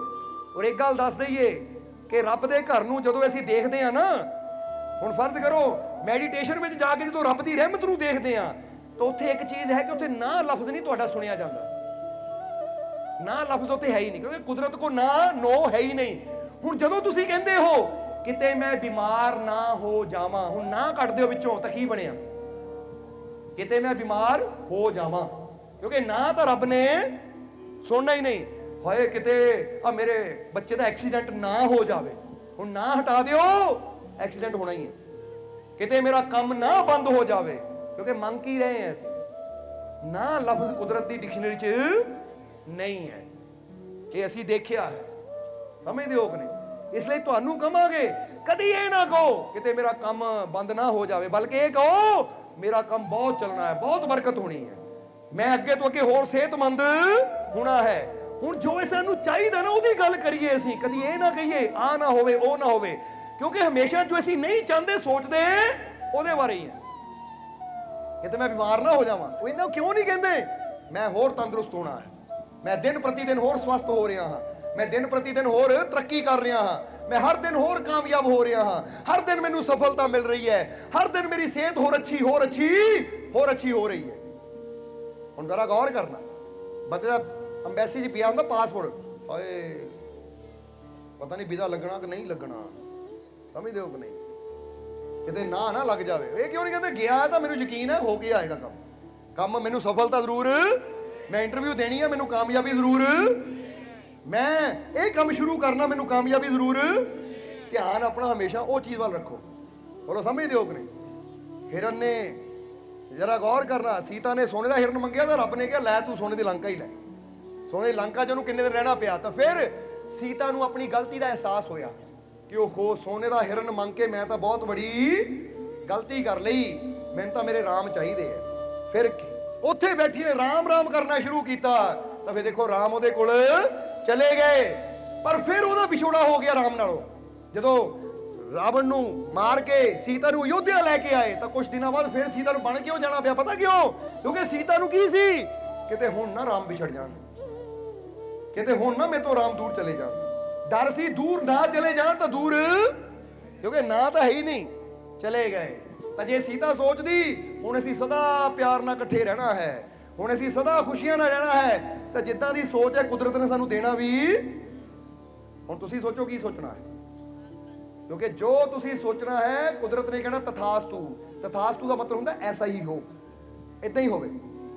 ਸਮਝਦੇ ਹੋ ਕਿ ਨਹੀਂ? ਇਸ ਲਈ ਅੱਜ ਤੋਂ ਅੱਛਾ ਸੋਚੋ, ਕਹਿ ਦਿਓ ਮੇਰੀਆਂ ਝੋਲੀਆਂ ਰਹਿਮਤਾਂ ਨਾਲ, ਮੇਰੀਆਂ ਝੋਲੀਆਂ ਰਹਿਮਤਾਂ ਨਾਲ, ਮੇਰੀਆਂ ਝੋਲੀਆਂ ਰਹਿਮਤਾਂ ਨਾਲ ਮੇਰੇ ਸਾਰੇ ਦੁੱਖ ਦੂਰ, ਮੇਰੇ ਸਾਰੇ ਦੁੱਖ ਦੂਰ, ਮੇਰੇ ਸਾਰੇ ਦੁੱਖ ਦੂਰ, ਮੇਰੀਆਂ ਝੋਲੀਆਂ ਖੁਸ਼ੀਆਂ ਨਾਲ, ਮੇਰੀਆਂ ਝੋਲੀਆਂ ਖੁਸ਼ੀਆਂ ਨਾਲ, ਮੇਰੀਆਂ ਝੋਲੀਆਂ ਖੁਸ਼ੀਆਂ ਨਾਲ ਮੈਨੂੰ ਆਪਣੇ ਮਾਲਿਕ ਤੇ ਪੂਰਾ, ਮੈਨੂੰ ਆਪਣੇ ਮਾਲਿਕ ਤੇ ਪੂਰਾ, ਮੈਨੂੰ ਆਪਣੇ ਮਾਲਿਕ ਤੇ ਪੂਰਾ।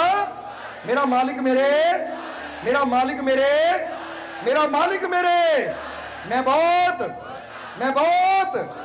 ਬਹੁਤ ਖੁਸ਼ੀਆਂ ਆ ਗਈਆਂ, ਆ ਗਈਆਂ, ਆ ਗਈਆਂ, ਆ ਗਈਆਂ। ਹੱਸ ਕੇ ਦੇਖ ਲਓ ਇੱਕ ਵਾਰ। ਹੁਣ ਇਹ ਯਕੀਨ ਰੱਖਣਾ ਕਿ ਖੁਸ਼ੀਆਂ ਆ ਗਈਆਂ। ਹੁਣ ਜਦੋਂ ਘਰ ਵੀ ਜਾਣਾ ਨਾ ਦਰਵਾਜ਼ਾ ਖੋਲਣ ਲੱਗੇ, ਖੁਸ਼ੀਆਂ ਆ ਗਈਆਂ, ਰਹਿਮਤਾਂ। ਕਿਉਂਕਿ ਹੁਣ ਏਦਾਂ ਕਰਨਾ ਹੈ, ਘਰ ਦੇ ਅੰਦਰ ਪਹਿਲਾਂ ਆਪ ਪੈਰ ਰੱਖੋ ਤਾਂ ਫਿਰ ਕਹੋ ਆ ਦੇਖੋ ਖੁਸ਼ੀਆਂ ਵੀ ਆ ਗਈਆਂ। ਕਿਉਂਕਿ ਮਾਲਕਾਂ ਨੇ ਕਿਹਾ ਸੀ ਜਿਹੜਾ ਫਕੀਰਾਂ ਦੀ ਸੋਭਤ ਜਾਂਦਾ ਖੁਸ਼ੀਆਂ ਉਹਦੇ ਪਿੱਛੇ ਪਿੱਛੇ ਆਉਂਦੀਆਂ ਹੈ, ਰਹਿਮਤਾਂ ਉਹਦੇ ਨਾਲ ਨਾਲ ਚੱਲਦੀਆਂ ਹੈ। ਹੁਣ ਮੈਂ ਜਾ ਰਿਹਾ ਤਾਂ ਮੇਰੇ ਨਾਲ ਹੀ ਮਾਲਕ ਦੀਆਂ ਰਹਿਮਤਾਂ ਵੀ ਆ ਰਹੀਆਂ ਹੈ, ਖੁਸ਼ੀਆਂ ਵੀ, ਅੱਛੀ ਸਿਹਤ ਵੀ, ਬਰਕਤਾਂ ਵੀ। ਹੁਣ ਚੰਗਾ ਹੀ ਚੰਗਾ ਆ ਰਿਹਾ ਹੈ, ਕਿਉਂਕਿ ਜਿੱਥੇ ਮੇਰਾ ਮਾਲਕ ਹੈ ਉੱਥੇ ਅੱਛਾ ਹੀ ਹੋ ਸਕਦਾ, ਮਾੜਾ ਕਦੀ। ਇਹ ਵਿਸ਼ਵਾਸ ਰੱਖੋ। ਅੱਜ ਤੋਂ ਕਰਨਾ ਕਿ ਨਹੀਂ ਵਿਸ਼ਵਾਸ? ਇਸ ਲਈ ਸੋਚੋ ਉਹ ਜੋ ਸਾਨੂੰ ਖੁਸ਼ੀ ਦੇਣ ਵਾਲਾ ਹੈ। ਨੈਗੇਟਿਵਿਟੀ ਵੱਲੋਂ ਆਪਣੀ ਸੋਚ ਹਟਾਓ, ਸਮਝਦੇ ਹੋ ਕਿ ਨਹੀਂ? ਆਪਣੇ ਮਾਲਿਕ ਨਾਲ ਆਪਣੀ ਸੋਚ ਜੋੜੋ, ਆਪਣੇ ਮਾਲਿਕ ਤੇ ਵਿਸ਼ਵਾਸ ਰੱਖੋ, ਆਪਣੇ ਮਾਲਿਕ ਤੇ ਭਰੋਸਾ ਰੱਖੋ। ਔਰ ਫਿਰ ਕਵਾਂਗੇ ਜਦੋਂ ਇਹ ਯਕੀਨ ਹੈ ਨਾ ਕਿ ਜਿਹੜਾ ਸਾਡਾ ਮੂਲ ਹੈ ਸਰਵ ਸ਼ਕਤੀਸ਼ਾਲੀ ਹੈ, ਜਿਸ ਤੋਂ ਅਸੀਂ ਪੈਦਾ ਹੋਏ ਹਾਂ, ਬਹੁਤ ਬੜੀ ਤਾਕਤ ਹੈ, ਤਾਂ ਜਿਸ ਨੇ ਸਾਨੂੰ ਪੈਦਾ ਕੀਤਾ ਹੈ ਉਹਦੀ ਤਾਕਤ ਤੇ ਸਾਨੂੰ ਵਿਸ਼ਵਾਸ ਹੈ ਕਿ ਸਾਡਾ ਮਾੜਾ ਕਦੀ, ਸਾਡਾ ਬੁਰਾ ਕਦੀ, ਸਾਡੀ ਹਾਰ ਕਦੀ। ਤਾਂ ਬਸ ਫਿਰ ਇਹ ਯਕੀਨ ਰੱਖਣਾ ਤੁਸੀਂ, ਔਰ ਇਹੀ ਯਾਦ ਰੱਖਣਾ ਕਿ ਮੈਨੂੰ ਕਾਮਯਾਬੀ ਜ਼ਰੂਰ, ਮੈਨੂੰ ਸਫਲਤਾ ਜ਼ਰੂਰ, ਮੈਨੂੰ ਖੁਸ਼ੀਆਂ ਜ਼ਰੂਰ, ਮੈਨੂੰ ਰਹਿਮਤਾਂ ਜ਼ਰੂਰ, ਕਿਉਂਕਿ ਮੇਰਾ ਮਾਲਿਕ ਮੇਰੇ। ਕਹਿ ਦਿਓ ਫਿਰ, ਉਹ ਦੇਖੋ ਮਾਲਿਕ ਖੜੇ ਹੈ ਨਾ, ਰਹਿਮਤ ਆ ਗਈ, ਆ ਗਈ, ਆ ਗਈ, ਆ ਗਈ। ਮੇਰੇ ਸਾਰੇ ਦੁੱਖ ਦੂਰ ਹੋ ਗਏ, ਹੋ ਗਏ, ਹੋ ਗਏ, ਹੋ ਗਏ। ਮੇਰੀਆਂ ਸਾਰੀਆਂ ਪਰੇਸ਼ਾਨੀਆਂ ਦੂਰ ਹੋ ਗਈਆਂ, ਹੋ ਗਈਆਂ, ਹੋ ਗਈਆਂ, ਹੋ ਗਈਆਂ। ਫੀਲ ਕਰਿਓ ਹੋ ਵੀ ਗਈਆਂ। ਓਕੇ, ਕਈ ਵਾਰ ਨਾ ਹੱਡੀ ਟੁੱਟੀ ਹੁੰਦੀ ਹੈ ਤੇ ਬਾਅਦ ਚੋਂ ਜੁੜ ਜਾਂਦੀ ਹੈ ਤਾਂ ਬੰਦੇ ਨੂੰ ਉਦਾਂ ਨਹੀਂ ਪਤਾ ਲੱਗਦਾ, ਐਕਸਰੇ ਕਰਾ ਕੇ ਪਤਾ ਲੱਗਦਾ ਕਿ ਜੁੜ ਗਈ। ਇਹਦੇ ਕਈ ਪ੍ਰੋਬਲਮਾਂ ਤੁਹਾਡੀਆਂ ਜਿਹੜੀਆਂ ਸੋਲਵ ਹੋ ਗਈਆਂ, ਪਰ ਇੱਥੇ ਕੋਈ ਇਦਾਂ ਦੀ ਐਕਸਰੇ ਮਸ਼ੀਨ ਹੈ ਨਹੀਂ ਜਿਹੜਾ ਕਹੀਏ ਟੈਸਟ ਕਰੋ ਪਤਾ ਲੱਗ ਜਾਵੇ। ਸਮਝਦੇ ਹੋ ਕਿ ਨਹੀਂ? ਮਾਲਕ ਦੇ ਚਰਨਾਂ 'ਚ ਬੈਠੇ ਹੋ ਤਾਂ ਯਕੀਨ ਰੱਖੋ ਕਿ ਮੈਨੂੰ ਆਪਣੇ ਮਾਲਕ ਤੇ ਪੂਰਾ ਵਿਸ਼ਵਾਸ ਹੈ। ਮੇਰੀਆਂ ਝੋਲੀਆਂ ਖੁਸ਼ੀਆਂ ਨਾਲ, ਰਹਿਮਤਾਂ ਨਾਲ, ਆਨੰਦ ਨਾਲ। ਮਜ਼ਾ ਆਇਆ? ਫਿਰ ਕਹਿ ਦਿਓ ਮਜ਼ਾ ਆ ਗਿਆ, ਆ ਗਿਆ, ਆ ਗਿਆ, ਆ ਗਿਆ। ਚਲੋ ਏਦਾਂ ਹੀ ਮਜ਼ੇ ਲੈਂਦੇ ਰਹੋ, ਸਦਾ ਆਨੰਦ ਲੈਂਦੇ ਰਹੋ, ਕਿਉਂਕਿ ਉਸ ਮਾਲਕ ਨੇ ਜੀਵਨ ਦਿੱਤਾ ਹੀ ਸਾਨੂੰ ਆਨੰਦ ਲੈਣ ਵਾਸਤੇ ਹੈ, ਖੁਸ਼ੀਆਂ ਨੂੰ ਹਾਸਲ ਕਰਨ ਵਾਸਤੇ ਹੈ, ਕਾਮਯਾਬ ਹੋਣ ਵਾਸਤੇ, ਕਿਉਂਕਿ ਉਹ ਆਪ ਕਾਮਯਾਬ ਹੈ। ਔਰ ਜਦੋਂ ਬਾਪ ਕਾਮਯਾਬ ਹੋਵੇ ਤਾਂ ਫਿਰ ਉਹ ਇਹ ਚਾਹੁੰਦਾ ਮੇਰੇ ਬੱਚੇ ਇਹ ਵੀ ਕਾਮਯਾਬ ਹੋਣ। ਇਸ ਲਈ ਆਪਣੇ ਮਾਲਿਕ ਤੇ ਯਕੀਨ ਰੱਖੋ। ਜੇ ਉਹਦੇ ਭਰੋਸੇ ਨਾਲ ਤੁਰੇ ਹੋ, ਉਹਦੇ ਵਿਸ਼ਵਾਸ ਨਾਲ ਤੁਰੇ ਹੋ, ਜਾਂ ਆਪਣੇ ਮਾਲਿਕ ਦੀ ਬਾਹ ਪਕੜ ਲਈ ਹੈ, ਤਾਂ ਜਿੱਦਾਂ ਤੁਹਾਨੂੰ ਪਹਿਲਾਂ ਹੀ ਦੱਸਿਆ ਕਿ ਗਿਰਿਆਂ ਨੂੰ ਉਠਾਉਣਾ ਉਹਦਾ ਕੰਮ ਹੈ। ਬਸ ਆਪਣੇ ਵਿਸ਼ਵਾਸ ਨੂੰ ਪੱਕਾ ਰੱਖੋ, ਕਿਉਂਕਿ ਆਪਣੀ ਜੜ ਨੂੰ ਗਹਿਰਾਈ ਤੱਕ ਜਾਣ ਦਿਓ, ਵਿਸ਼ਵਾਸ ਦੀ ਜੜ ਨੂੰ, ਪ੍ਰੇਮ ਦੀ ਜੜ ਨੂੰ, ਤਾਂ ਫਿਰ ਤੁਸੀਂ ਦੇਖੋਗੇ ਤੁਹਾਨੂੰ ਉਸ ਉਚਾਈ ਤੇ ਲੈ ਕੇ ਜਾਣਾ ਕਿ ਦੁਨੀਆ ਦੇਖੇਗੀ ਕਿ ਕੱਲ ਕੀ ਸੀ ਤਾਂ ਅੱਜ ਕੀ ਬਣ ਗਿਆ। ਸਮਝਦੇ ਹੋ ਕਿ? ਕਿਉਂਕਿ ਜੇ ਬੈਂਬੂ ਦਾ ਪੌਦਾ ਇਦਾਂ ਹੋ ਸਕਦਾ ਹੈ ਤਾਂ ਫਿਰ ਮਾਲਕ ਦੀ ਰਹਿਮਤ ਕੀ ਨਹੀਂ ਕਰ ਸਕਦੀ, ਕਿਉਂਕਿ ਉਹਦੀ ਰਹਿਮਤ ਹੀ ਤਾਂ ਸਭ ਨੂੰ ਚਲਾਉਣ ਵਾਲੀ ਹੈ, ਉਹਦੀ ਰਹਿਮਤ ਤਾਂ ਸਭ ਨੂੰ ਵਧਾਉਣ ਵਾਲੀ ਹੈ। ਇਸ ਲਈ ਆਪਣੇ ਮਾਲਕ ਦੀ ਰਹਿਮਤ ਤੇ ਪੂਰਾ ਵਿਸ਼ਵਾਸ ਰੱਖਣਾ ਹੈ। ਇਸ ਲਈ ਯਕੀਨ ਰੱਖੋ, ਵਿਸ਼ਵਾਸ ਰੱਖੋ, ਆਉਣ ਵਾਲਾ ਸਮਾਂ ਤੁਹਾਡੇ ਵਾਸਤੇ ਖੁਸ਼ੀਆਂ, ਕਾਮਯਾਬੀ, ਸਫਲਤਾ ਭਰਿਆ ਹੋਏਗਾ। ਔਰ ਹੁਣ ਇਹਨਾਂ ਵਚਨਾਂ ਨਾਲ ਹੀ ਅਸੀਂ ਅੱਜ ਦੇ ਸਤਸੰਗ ਦੀ ਸਮਾਪਤੀ ਕਰਾਂਗੇ। ਔਰ ਅੰਤ ਵਿੱਚ ਇਹੀ ਉਸ ਮਾਲਕ ਦੇ ਚਰਨਾਂ 'ਚ ਅਰਦਾਸ ਬੇਨਤੀ ਕਰਾਂਗੇ ਕਿ ਮਾਲਕ ਤੁਹਾਨੂੰ ਸਭ ਨੂੰ ਨਾਮ ਨਾਲ ਜੁੜਨ ਦੀ ਤਾਕਤ ਦੇਣ, ਤੁਹਾਨੂੰ ਸਭ ਨੂੰ ਨਾਮ ਜਪਣ ਦੀ ਤਾਕਤ ਦੇਣ, ਸੇਵਾ ਸਿਮਰਨ ਕਰਨ ਦਾ ਮਾਲਕ ਤੁਹਾਨੂੰ ਬਲ ਬਖਸ਼ਣ, ਤੁਹਾਡੀਆਂ ਤਕਲੀਫਾਂ, ਦੁੱਖਾਂ, ਦਰਦਾਂ, ਪਰੇਸ਼ਾਨੀਆਂ ਨੂੰ ਮਾਲਕ ਦੂਰ ਕਰਨ, ਤੁਹਾਡੀਆਂ ਸਭ ਦੀਆਂ ਝੋਲੀਆਂ ਨੂੰ ਖੁਸ਼ੀਆਂ ਨਾਲ ਮਾਲਕ ਭਰਪੂਰ ਕਰਨ। ਔਰ ਆਉਣ ਵਾਲਾ ਹਰ ਪਲ, ਹਰ ਘੜੀ ਤੁਹਾਡੇ ਵਾਸਤੇ ਖੁਸ਼ੀਆਂ, ਕਾਮਯਾਬੀ, ਸੁਖ ਸਮਰਿੱਧੀ ਭਰੀ ਹੋਵੇ। ਔਰ ਮਾਲਕ ਆਪਣੀ ਰਹਿਮਤ, ਆਪਣੀ ਕਿਰਪਾ, ਦਇਆ, ਮਿਹਰ ਹਮੇਸ਼ਾ ਤੁਹਾਡੇ ਤੇ ਬਣਾਏ ਰੱਖਣ। ਇਹੀ ਸਾਡੀ ਉਸ ਮਾਲਕ ਦੇ ਚਰਨਾਂ 'ਚ ਅਰਦਾਸ ਬੇਨਤੀ ਹੈ। ਔਰ ਹੁਣ ਅੰਤ ਵਿੱਚ ਤੁਹਾਡੇ ਸਭ ਦੇ ਅੰਦਰ ਵਾਸਤੇ ਉਸ ਮਾਲਕ ਨੂੰ ਅਸੀਂ ਪ੍ਰਣਾਮ ਕਰਦੇ ਹਾਂ। ਸਾਡਾ ਪ੍ਰਣਾਮ ਸਵੀਕਾਰ ਕਰੋ। ਜੈ ਮਾਲਕਾਂ ਦੀ।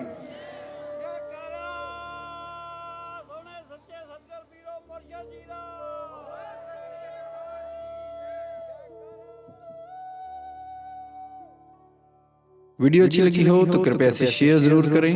आपके शेयर करने से अगर किसी की जिंदगी में अच्छा बदलाव आता है, पॉजिटिव चेंज आती है, तो ये भी आपकी तरफ से किया गया एक नेक कर्म होगा, एक सेवा होगी। तो वीडियो को शेयर जरूर करें और वीडियो देखने के लिए सर्व संजय दरबार कांटियां शरीफ यूट्यूब चैनल को सब्सक्राइब करें और फेसबुक पेज को फॉलो करना ना भूलें। जय माता दी।